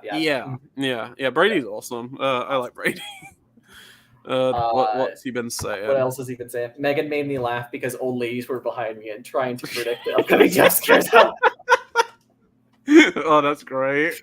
It is definitely it was a Blumhouse movie, right? Yeah. It's definitely that vein of like in your head you're trying to just predict where they're gonna be. Yeah. Oh, that's funny. This is Josh and Mr. Horse better give Freddy Cutfinger to Mr. Horse. I'm gonna I should change my channel name to that, Mr. Horse. I kind of like Mr. Horse. That's pretty cool. I know I have a weird name. I've explained it a couple times, but basically in my hometown there's like a mountain called Horsetooth Rock, which it's literally a mountain where somebody carved a giant like tooth into it, pretty much. Okay. It's really cool looking. Really like it's really like picturesque. Because like the sunset's usually like right behind it and stuff. So that's what my logo is. I just figured like it's a catchy enough name. I'll just stick with it. It's whatever, you know. Yeah, no, absolutely. But yeah, I should I like Mr. Horse. That's a good idea. Mr. Horse. It's like your channel name can still be Horsetooth Cinema, but you are Mr. Horse. I am Mr. Horse. Yeah, exactly. You are Mr. Horse. I'm gonna change my origin story to that. Oh, that's great. Freddie Mercury. Now Oh, that would God. be a film. That would be a different version of Bohemian Rhapsody than what we got. I was gonna make a very tasteless joke, but I'm not going to. No, I was gonna make a joke about Bryan Singer, but I don't want to go there because no. Yeah. Oh God. So okay. So in that Sleazoids group chat that I'm in, there's a trend that they do, and I started to do it last January, which is every January they have a movie marathon called Samurai January, where they only watch terrible movies all January, and Nice. It's called, I think it's called Samurai just because like you need like the will of a samurai to do it or something. Yeah. But there's a movie that Bryan Singer directed early in his career called Apt Pupil. Do you know what I'm talking I'm about? aware of that. Isn't that a King adaptation, like a Stephen King adaptation? Might be, but I've heard the premise, and it sounds like the most Bryan Singer movie you could possibly imagine. It sounds like a 1 out of 10. Like, my God, why did anybody agree to ever put that on screen? But that's so funny. Yeah. Good old Bryan Singer. Ugh. Yeah. Yeah. I can't even watch. I mean, I can watch Usual Suspects, but like it's that enters my mind, and I'm just like, Jesus. Yeah, it's kind of like the not Vincent, the Victor Salva thing with like Jeepers Creepers and everything, where you're like, you hear about the context, and then you hear about like what he did, and then you know the premise of these films, and you're like, I don't know if I want to revisit those. I don't know if I want to really touch those again. Like, there's just some pieces of media where, like, I can separate, like, art from the artist, all that stuff. We were talking about, I don't know, Cannibal Holocaust. I know you said you're a fan of quite a few Polanski films and stuff. Like, there's ways to kind of, like, separate yourself from that, but there's certain cases where it's just, it's, like, near impossible, almost. Yeah, and Polanski is an interesting one because his films, at least the like 3 or 4 that I've seen, are like they're all about very similar things. They're all very sympathetic towards a female character who is being abused in often a psychosexual situation. Obviously, Rosemary's Baby is very much like a gaslighting kind of movie. Repulsion has a little bit of that with kind of like some Lynch touches. I don't know if you've seen Tess. It's an adaptation of the Tom Hardy novel. That's about a woman who gets raped, and because of the time period, like later on, she meets a man who she likes a lot, and they get married. But when she tells him that she was raped, it's like he blames her because she's like not a virgin, like she's not pure enough, like that kind of stuff. So it's all like tied to real stuff about Polanski. Like he has all this sympathy in his movies, but then he's like a monster in real life. Yeah, and I do find that kind of interesting to watch. No, that is fascinating. Yeah. I think it's that. Ugh, as a person, he sucks, but I've heard his art is like fantastic. I want to dig into his films, but I'm waiting on it, if you know what I mean. Like, it's like not something I'm ready to like jump into because I just feel like I don't know. It just feels like I feel a bit dirty going towards like supporting a Polanski joint, you know? Yeah, definitely. It's I mean, I definitely wouldn't go see a new Polanski film in theaters because like if you go support a movie in theaters, a much higher percentage of like your ticket, payment goes towards the filmmaker than it does if you buy the Blu-ray like decades later, but still it does feel it's a weird thing. You can totally justify like just illegally downloading, movies like that so you don't support the person. 100%. Yeah. Well, so I think with that, we'll probably wrap it up. Since I just want to say thank you so much, Leon, for agreeing to come on. Of course. I last chat with you on. Same here. And just as much fun this time. So we'll definitely have to do it again. Please. Soon. Definitely. And then is there anything because I know you write a lot more than you do YouTube stuff. Is there anything you want to plug right now? Just give me the opportunity to do that. To be honest, I write for a website called Blueprint Review. I've got like a couple of reviews coming up. Like I mentioned earlier, I've got a review for May that's like going to be published anytime soon. And just, keep your eyes peeled there. I did used to make YouTube videos, but I kind of haven't done that for a long time. But I'm back in the kind of general YouTube like sphere now, like with the streams and everything. So maybe expect something in the future on the channel, but no promises. I don't want to promise to people because I feel bad if I don't deliver or anything on that. But no, you'll see me around. Follow me on Letterboxd maybe. I post like reviews on there as well. So if you want to check to see what I've been watching out or anything, check my Letterboxd. But that's about it, really. I just thank you so much for having me on the stream. I had an absolute blast, and yes, please let's do this again. I love chatting film with you. It's so much fun, and I don't know. It's very rare that I find someone on very like near identical wavelengths to me outside of Dashcam. That's like, it's like Dashcam's the only thing, but we're not like, oh yeah, I agree. And even then, we like understand the perspectives. I know exactly, right? Yeah, totally. It's great. So no, I had a blast, and if you're ever looking for a guest, if this is a weekly thing, if you need if you've got a guest and you want a second person on, or if you just need a guest, hit me up. I will more than likely be free because I might do multiple guests in a few weeks or something like that. Okay. Probably, I would guess next week will be me and Josh if we can swing that. But I'll ask him. But yeah. If I'm free, I'll definitely be in the comments and stuff, and I'll come say hi and everything because I imagine that'll be a great stream. Cool, man. But thank you so much, and thanks to everyone who joined. So, I know we didn't get to everyone's comments and everything, but just thanks. Yeah, I tried. I think we did every individual person that commented. I'm pretty sure. Okay. So I did miss one. Leon the King from Bitter Brownie Party, and what is that? Are those snakes? I think that's a snake. I can't tell. But, I think that's a snake. I think that was the only person who individually we didn't get to any of their comments until now. But now we've gotten to everybody at least once. So awesome. That's good. Awesome. But thank you guys so much for tuning in. I really appreciate it. And I'm very much new to this whole live stream thing, but you did great, man. Very much appreciate it. So well, everybody, you have a great rest of your day, and see you guys in the next one. See you later. Bye.